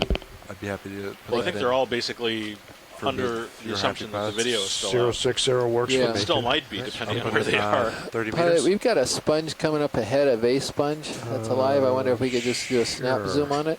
Looks like it's a little steeper. Maybe you ought to shoot for 20. Copy. Go ahead in. Okay, best guess is this is probably something euplectellid vase, almost for sure.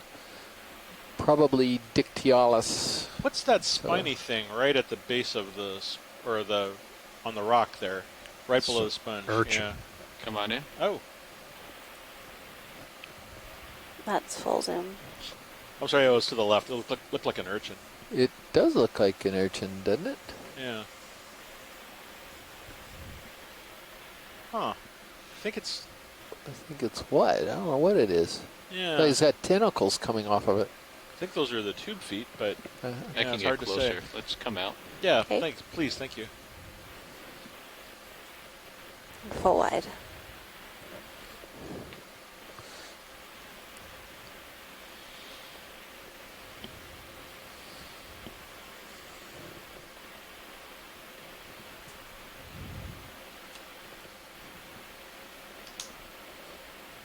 All right, go ahead in.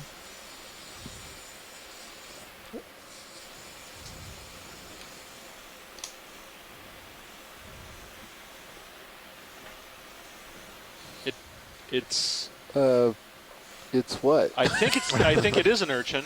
It's just a small one. I can't tell you which type though, because I can see the spine bases, and there's an opening on the top. It might be a juvenile Aspidodiadematid, but it's flat, which I thought Aspidodiadematids were sort of more tall. Well, it's a mystery. It's quite small, also, I gather.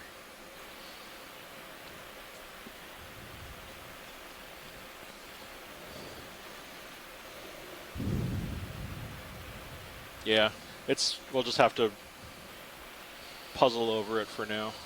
All right, let's let it go. Yeah.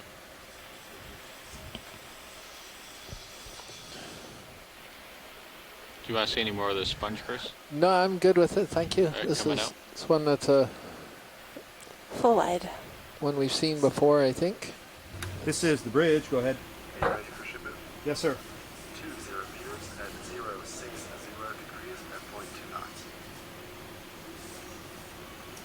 20 meters. Big tall whip 060 over there to the right. I don't know if we've imaged any of these big whips so far today. That's the one we saw earlier. Oh, or not? I'm sorry. That's the same kind of whip we saw earlier. This is Roland. Can I get a report from shore? I understood that Osaka had at least one stream. Is anyone else seeing streams, and if so, how many? Nolan Barrett says nothing, not even camera 3, where he's at. Come on in, video. Camera 3 is again no video, according to Asako, so it almost sounds like she had it and then lost camera 3. But she had a single stream, which was stream 3 before? Yeah, Asako, could you tell us what you're seeing, please? Are you seeing camera 1 and camera 2, but not camera 3? Nolan Barrett is calling in from Fort Pierce, Florida. ROV nav bridge, move initiated. So he just went home from Harbor Branch, the Harbor Branch ECC, so he's watching from home, so he's probably Internet 1. And Asako said she was watching camera 3 and it was temporarily fine, but not now again. So she has no video at the moment. Thank you. Yeah, thank you, Asako. We're looking at a bamboo coral right now. I think, yeah, could be the same one that we did image earlier, as Chris alluded to. It does not have the long tentacular spines.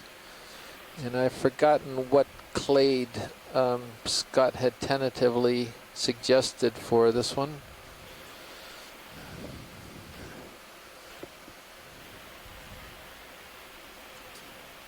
Let me see if I can go find that record. And, that was right in the beginning, if I remember right.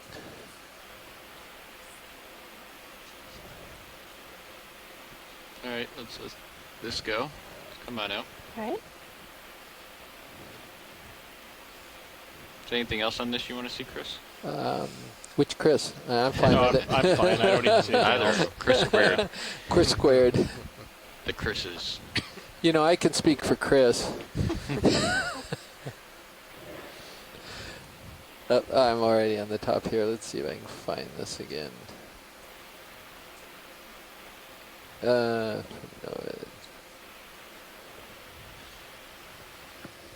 you just have it as Isidini? Is it? Okay, then good enough. We'll leave it at that. Let's just do a snap here. Probably have already seen this. Yeah. No, we haven't, I think. Isn't that a Well, we went over one. It was an Anthomastus-like soft coral. All right, come on in. I'm going to be approaching this, so Okay. for your focus. Oh, there's two. Yeah. Interesting. So it's only got 5 polyps on it, coming straight out of the stem with literally no ball to speak of. It's a very young one, I guess. And there looks like a single polyp on the one above it. Anthomastus maybe, or Anthomastus, I'm not sure. Pilot, when we're done, the other thing is to the left on the rock there, I think it's another one of those little tiny urchins. I'd just like to take a quick look at it. Come out just a little bit, video. Where are you seeing the urchin? So it's to the left of the rock that we were just looking at. It's on the dark face in that channel between lasers. Where is it relative to the right? To the right of the lasers. And then yeah.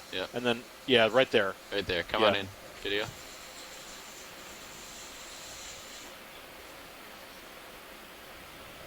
Yeah, do you see it? Sort of like there's tentacles coming off of. Well, that'd be a brittle star. You mean that right there? No, this. Oh, that. Yeah, see, there's sort of like a radial structure to the right. There are 2, 3, 4. Come in any tighter. Coming off. Yeah, it's dead center now. That? Yeah, that I don't thing. know. Is that? I don't think so. I don't think it's anything. What is it? Stuff. It's just stuff. Stuff.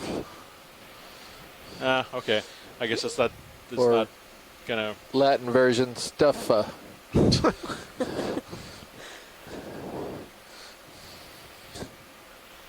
Yeah, that's fine. Thought I'd found a sea urchin breeding ground or something.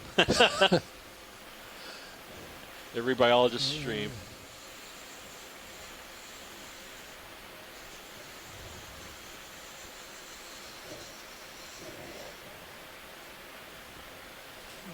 Little colony, maybe hemicorallium on that boulder. Let's do a snap on that. Seeing an end on view. Yep, hemicorallium, one of the That's a partial. members of the precious coral family. This one is not commercially harvested anywhere, presumably because it's too deep. Okay, so I think we saw one of these while you were at lunch also. ROV nav bridge, move complete. So some of these you can kind of go to species of, but not this one. We can only go to genus, and I'm virtually certain it's in the genus Hemicorallium. Hey Chris, note the yellow noodle-like thing on the right there. Is that an aplicophoran, or is that just a little piece of stuff? No, I think you got something there. Sure looks like a I might have a little more zoom. For it. Oh, that's it. I think it is. I think he's got the coral in his sights, and he's making his way over to it. So aplicopherans are tiny worm-like mollusks, and in past dives, we've seen them wrapped around the branches of other corals, feeding on them. And so this one might be slowly encroaching upon this precious coral to feed on its polyps. For what does that name come from? Aplacophoran. That's kind of a funny name. What does that mean? So it's I forget if it's Greek or Latin, but I think it refers to the fact that for a mollusk, it actually lacks plates. So plakos usually refers to plate, and then aplakos usually means without. I think I heard Scott maybe tune in and tune out there. Hey, we good here, Chris? No, I'm still here, Chris. I haven't tuned out. I think it's Asako trying to reconnect. Oh, okay. So Scott, can you see anything, or are you still down completely? I'm still down completely, although I haven't looked in the last few seconds. I have to keep running back and forth between rooms. So now I'm in the room with the phone, but not the computer. Okay. I'm now just getting... say aplacopherans do have a bunch of scales embedded in their tissue, kind of like mini plates, but Chris did accurately translate that name. They don't have the typical shells that you see on other mollusks like clams and snails. Well, if I remember my history of mollusks correctly, that followed that historical progression from the what do you call it, the hypothetical ancestral mollusk idea that was popular in the early 20th century. Right. If he said it rejected it, that I believe that is correct. There's no support that there's this progression from something like an aplacophoran to more modern. I shouldn't even say more modern. To snails and bivalves. Oh yeah, it was just an idea that most recent. Right. Looks like there might be a second aplacophoran right at the very base of the coral. Okay, come on out. All right, Shoreside, I'm getting some reports from Shore that stream 3 may be back again. Scott, can you check on stream 3 by any chance? Can you get a... All streams are back online. All streams.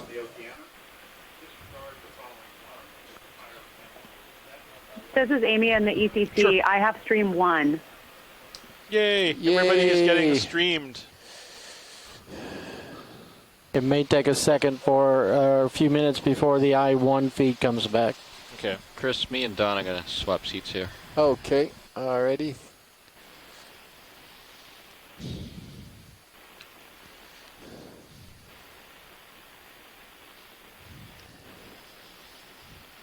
So, almost 1 o'clock. How many different starfish can we see before 4 o'clock?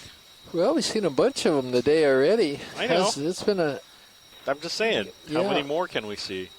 Or better yet, maybe now there will be one that'll just call out to be collected.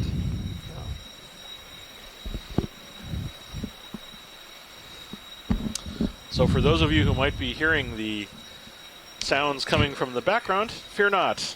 Nothing is wrong. It's merely a drill. Either that or a very aggressive fire sale in the ship's store. Oh, God. Oh, God. That was probably your best one of the cruise there. God.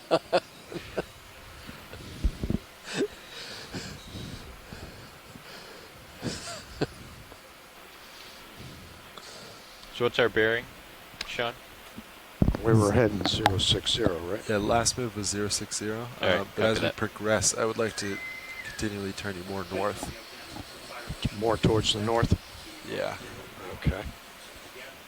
So if next move we could do 4-5.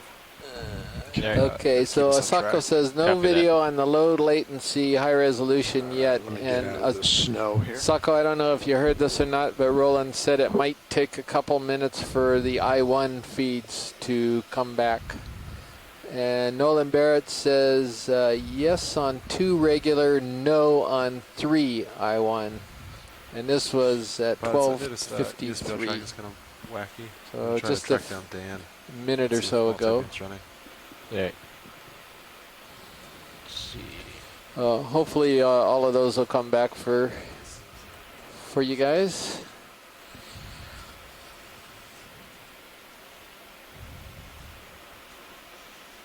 Okay, Asako says the public feed is back. Woohoo! That's fantastic. Welcome back, everyone, to Okeanos Explorer.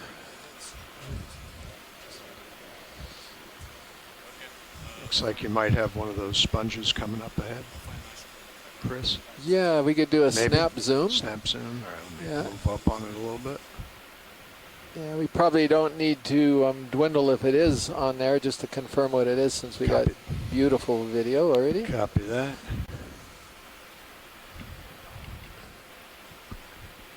Okay, there's my skids.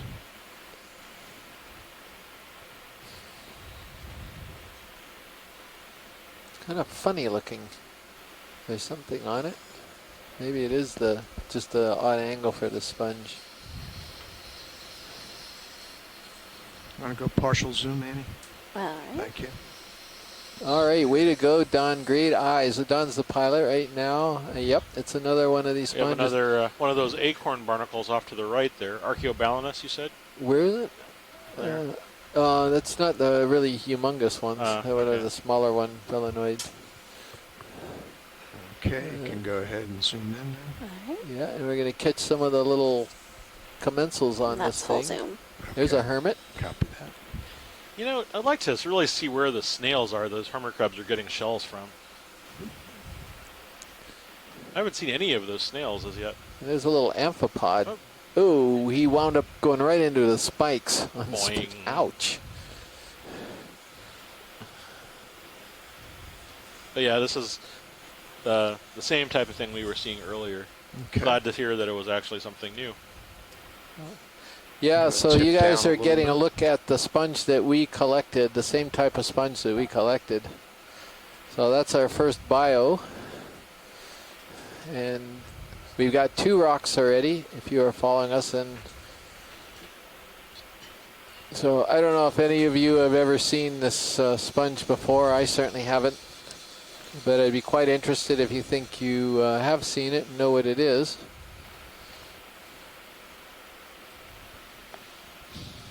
Yep, Scott says he's now got the public feed as well.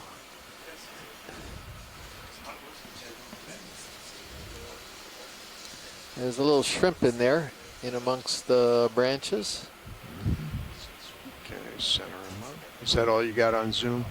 Yep, that's everything. Okay. All right. Science, if you're happy with that, we'll move on. We're good to go. Thank you, pilot. Okay. Video when you're done. All right. That's very fortuitous. As the video came back, then you're able to show people what we collected. And we're full So wide. that's terrific. Okay. All right, moving on then. Sako says she agrees with the collection now too, now that she's had a chance to see what it was. So thank you, Sako. And same thing, Scott said the exact same thing. So I gather neither one of them have seen something like that before.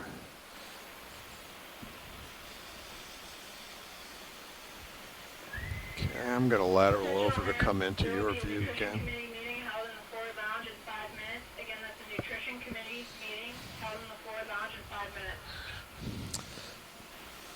I've got to go to that, Chris. So I need to work on my nutrition. Oh no, that was me first. That is the first time I've heard an announcement for a nutrition committee. Okay. That's a new one. Not that it isn't a good idea, of course it is. But I've never heard that they had a meeting like that. Okay, what is that up and to the left? I think it's because of the lemon cookies they had at lunch. I mean, those are... Yeah, so what do we have up there in front of us? I don't know, it's odd looking. There's an Anthomastus-like Yeah. thing with... Oh, I know what it is. Anthomastus. It's a big... Yeah, Tahinotus with a primnoid behind it. Oh, that's why it looks That's so what weird. it is. Okay. We could just do a snap zoom because we've got an image of that already Okay. earlier. Copy But that. It's huge. Yeah, it's a big one. Yeah, it is.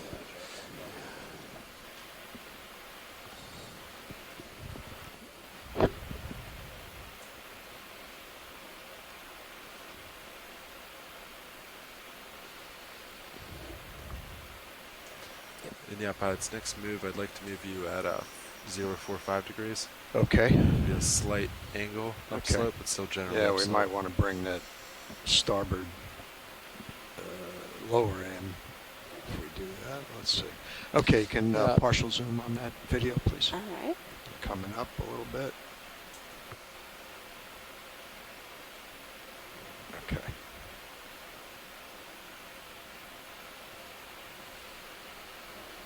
So look at how big that is. Those are 10 centimeters, those lasers. So this thing's probably about 30 centimeters tall. Okay. Wow. Really gets the polyps off the seafloor and up into the water. Yeah, it sure does. That's a big not quite full mushroom. Yeah, okay. Beautiful mushroom coral.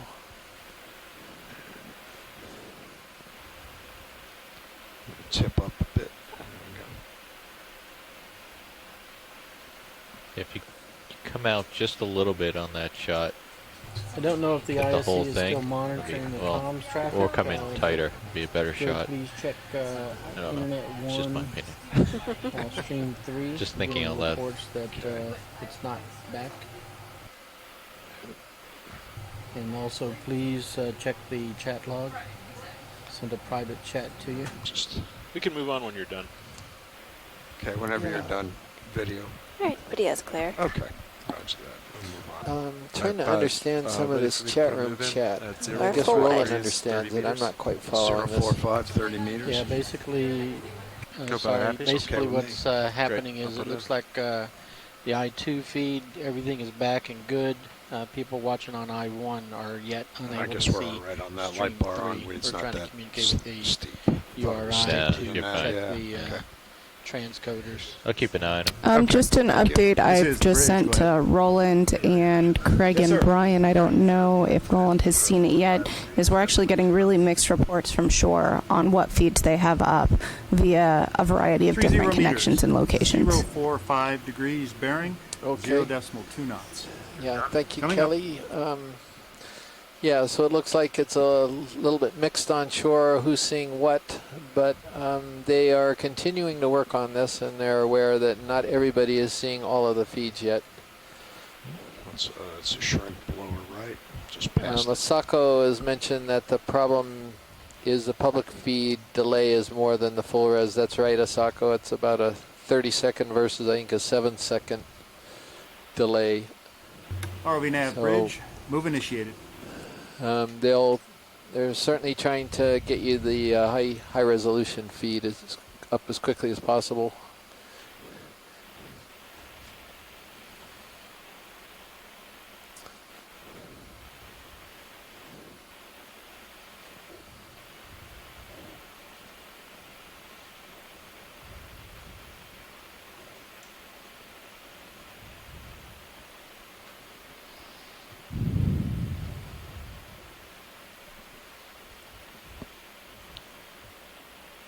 Things sticking up here. What is it? One straight ahead, one off to the left.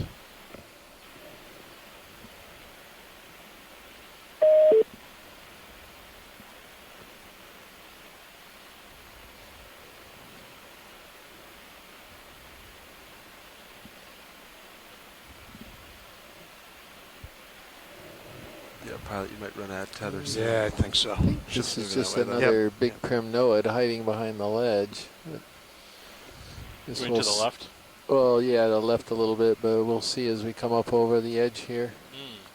This should be interesting. Ledges always have interesting things. Yeah, it looks a little different. So pilot that one that's sort of the left of center. Okay, copy that. Yeah, I'm not sure it's the same primnoid that we've been seeing all day. I got enough to get to it. Yeah, you might. Yeah. And the closer we get to it, the less I think it is. Okay. I mean, the more I think it's different. Josh. Yeah, I'm going to come down a little bit, and you'll get enough at least to get it in the light pool. Right. Yeah, that's about all you're going to get. For me, you can keep stretching. Yeah. I think we're good. Yeah, so this is a different coral. It's the first time we've seen this one. All right, partial zoom It's in the same family, Primnoidae. Scott, if you're seeing this, I don't know if you're on a delay, but stay tuned because we're getting some close-ups now of a different type of Primnoid. Oh yeah, you got enough tether. Yeah. And same goes for you, Asako. You'll soon see something here. This actually looks. There's a little worm there. Oh, look at the polychaete worm. Yeah. Do you call that worm bombing the coral? I don't know. This looks like it could be something called Narella alata. A lot of the branches are coming out very close to the base. RV track came back. Yeah, about just in the last minute. You log that? Yes, it's about 8 minutes after multi-beam was turned Are you off. still seeing pings if you go on USBL? Stand by 1. Okay, video, go ahead, zoom in. See if I can get stationary here. And that's a full zoom.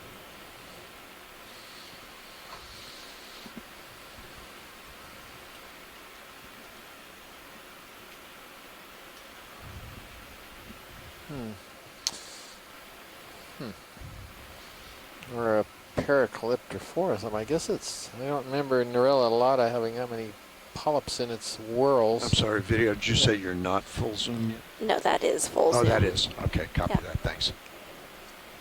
Let's see if I can Yeah, it's all over the place still. get an idea from the Tip down Okeanos towards Animal the bottom. Gallery. Look at the base. That's interesting, sort of large galls near the base of the branching on the colony. More of these funny little now it's good. sort of branching whatever they are. You want to clear the paths, and then you might be able to see it a little better. Okay, I'm going to tip up. Do you know how to do that? Slow. Hopefully slow.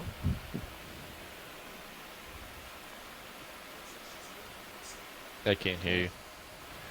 Should I set it to 0? Unfortunately, I don't have the resolution I think in this that picture. works, or you can turn them off. This one's a little bit and better. hit apply and then turn them back on. I don't remember. Or yeah, set they to seem 0 to have a would lot work. of corals per whirl. So it was Oh yeah, that worked. Amy Bacco Okay. Taylor Yeah, that from works. Florida State University who collected this first. No, that And just- I think it was a new record or even Can you potentially a turn new it species. off and on? She collected it off of the Big Island, if I'm not mistaken. I'm going to Yeah. try and scooch in on it a little bit more. Oh. I'm going to pull back. Nice. There you go.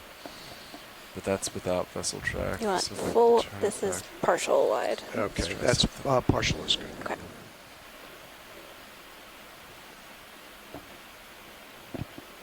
You know what ascothoracids are?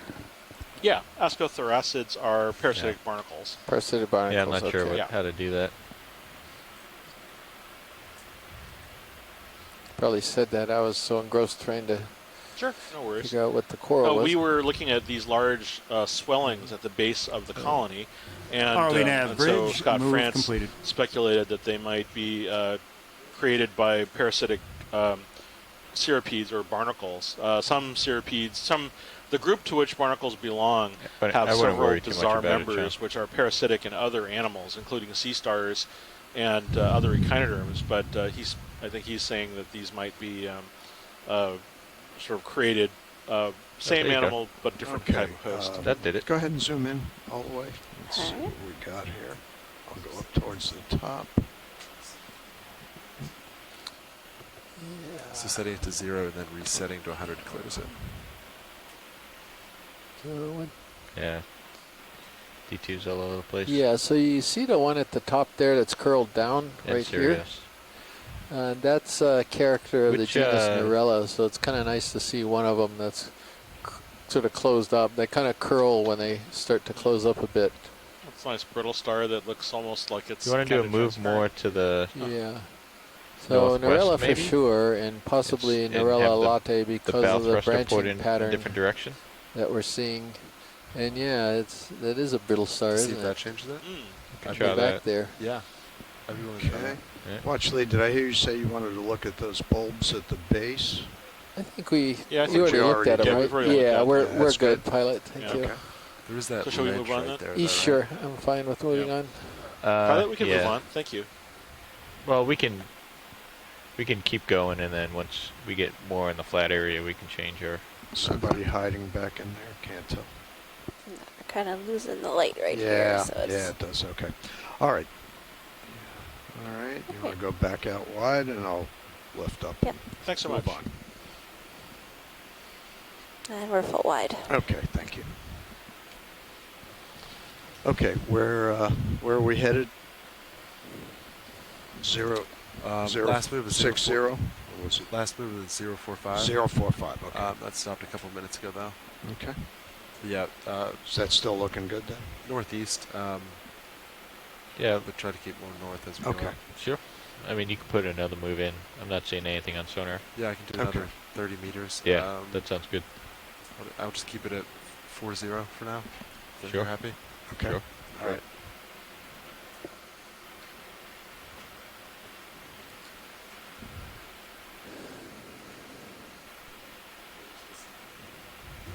This is the bridge. Go ahead. Hey, ready for another move? Yes, sir. 30 meters at 040 degrees at 0.2 knots. 30 meters, bearing 040, 0.2 knots. Coming up.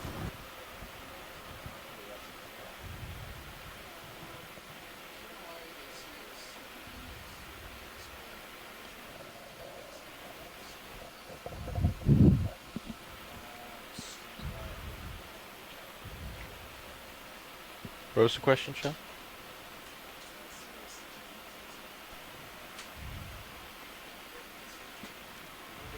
Look at that.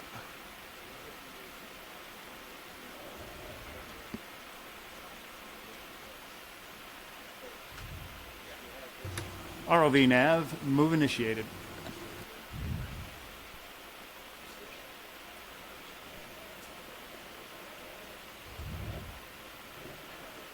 It's another one of these, right?